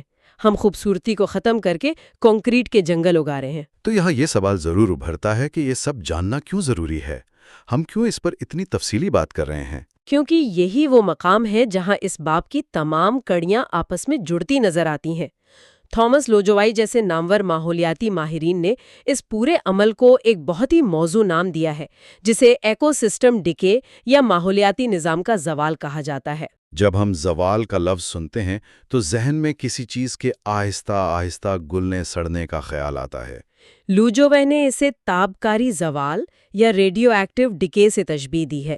جس طرح تابکاری کا عمل انتہائی سست، خاموش، آنکھوں سے پوشیدہ لیکن مکمل طور پر یقینی اور تباہ کن ہوتا ہے، بالکل اسی طرح ہمارے جنگلات اور قدرتی رہائش گاہیں بھی آہستہ آہستہ زوال پذیر ہیں۔ عام نظر سے دیکھنے پر شاید ہمیں جنگل ویسا ہی ہرا بھرا لگے، لیکن اس کے اندر سے زندگیاں خاموشی سے غائب ہو رہی ہوتی ہیں۔ اور یہ عمل اس قدر سست اور پوشیدہ ہوتا ہے کہ عام طور پر ہمیں اس کی سنگینی کا اندازہ ہی نہیں ہوتا۔ یہاں ایک اور چیز جو بہت شدت سے ابھرتی ہے وہ یہ کہ یہ صرف ایک پرندے یا ایک جانور کے کھو جانے کی بات نہیں ہے۔ ہمارا ماحولیاتی نظام ایک انتہائی نازک، پیچیدہ اور ایک دوسرے سے جڑے ہوئے مکڑی کے جال کی طرح ہے۔ بالکل، اور ماخذ میں اس کی وضاحت کے لیے بالی کے ٹائیگر کی زبردست مثال دی گئی ہے۔ جب انسانوں کے شکار اور جنگلات کے کٹنے کی وجہ سے بالی کا ٹائیگر معدوم ہوا تو کیا وہ صرف ایک خوبصورت اور طاقتور جانور کی موت تھی؟ ہرگز نہیں۔ ذرا سوچئے، جب ایک چوٹی کا شکاری یعنی ایپیکس پریڈیٹر ماحولیاتی نظام سے غائب ہوتا ہے تو اس کے نیچے موجود تمام جانوروں کی آبادی بے قابو ہو جاتی ہے، جو پھر پودوں اور پوری خوراک کی زنجیر کو بری طرح متاثر کرتی ہے۔ اس جال کا محض ایک دھاگا کھینچنے سے پورا رشتہ بکھرنا شروع ہو جاتا ہے، جسے سائنس کی زبان میں ایکو سسٹم ان ریویلنگ کہا جاتا ہے۔ یعنی پورے کے پورے ماحولیاتی تانے بانے کا ادھڑ جانا۔ اور اس پوری گفتگو کے اختتام پر ڈیوڈ کوامن کی تحقیق اور والیس کے مشاہدات ہمیں ایک انتہائی فکر انگیز اور خوفناک زاویے پر سوچنے پر مجبور کرتے ہیں۔ وہ زاویہ کیا ہے؟ ہم نے بار بار اس بات پر غور کیا کہ جزائر پر موجود جانوروں کے معدوم ہونے کی شرح اس لیے زیادہ ہوتی ہے کیونکہ وہ الگ تھلگ ہوتے ہیں، ان کی آبادیاں چھوٹی ہوتی ہیں، اور جب کوئی خطرہ، شکاری یا بیماری ان پر حملہ ور ہوتی ہے تو ان کے پاس بھاگ کر جانے کے لیے یا چھپنے کے لیے کوئی وسیع جگہ نہیں ہوتی۔ اب ذرا ایک لمحے کے لیے موجودہ دور کے بڑے براعظموں اور مین لینڈ کا تصور کریں۔ ہم انسانوں نے پوری زمین پر سڑکوں کا، موٹر ویز کا ایک نہ ختم ہونے والا جال بچھا دیا ہے۔ ہم نے وسیع واریز شہر آباد کر لیے ہیں اور مسلسل پھیلے ہوئے جنگلات کے بیچوں بیچ بڑی بڑی ناقابل عبور رکاوٹیں کھڑی کر دی ہیں۔ تو ہم نے حقیقت میں کیا کیا ہے؟ ہم نے اپنے براعظموں کے ان عظیم جنگلات کو کاٹ کر انہیں بھی چھوٹے چھوٹے جزیروں میں تبدیل کر دیا ہے۔ سوچنے کا مقام یہ ہے کہ کیا ہم اپنے مین لینڈ کے موجودہ جانوروں کو بھی بالکل اسی ہولناک انجام کی طرف تو نہیں دھکیل رہے جس کا شکار جزائر کے وہ نایاب جانور ہوئے؟ جب خشکی کے ان وسیع جانوروں کے پاس بھی ہجرت کرنے کے راستے اور پناہ لینے کی جگہ نہیں بچیں گی تو کیا وہ بھی ان جزائر کے پرندوں کی طرح خاموشی سے تاریخ کا حصہ نہیں بن جائیں گے؟ اگر آپ کو یہ سائنسی سیریز پسند آئی ہو تو بائیو پلس کو ضرور سبسکرائب کریں تاکہ آپ سائنس اور قدرتی دنیا کے مزید دلچسپ موضوعات سے باخبر رہ سکیں۔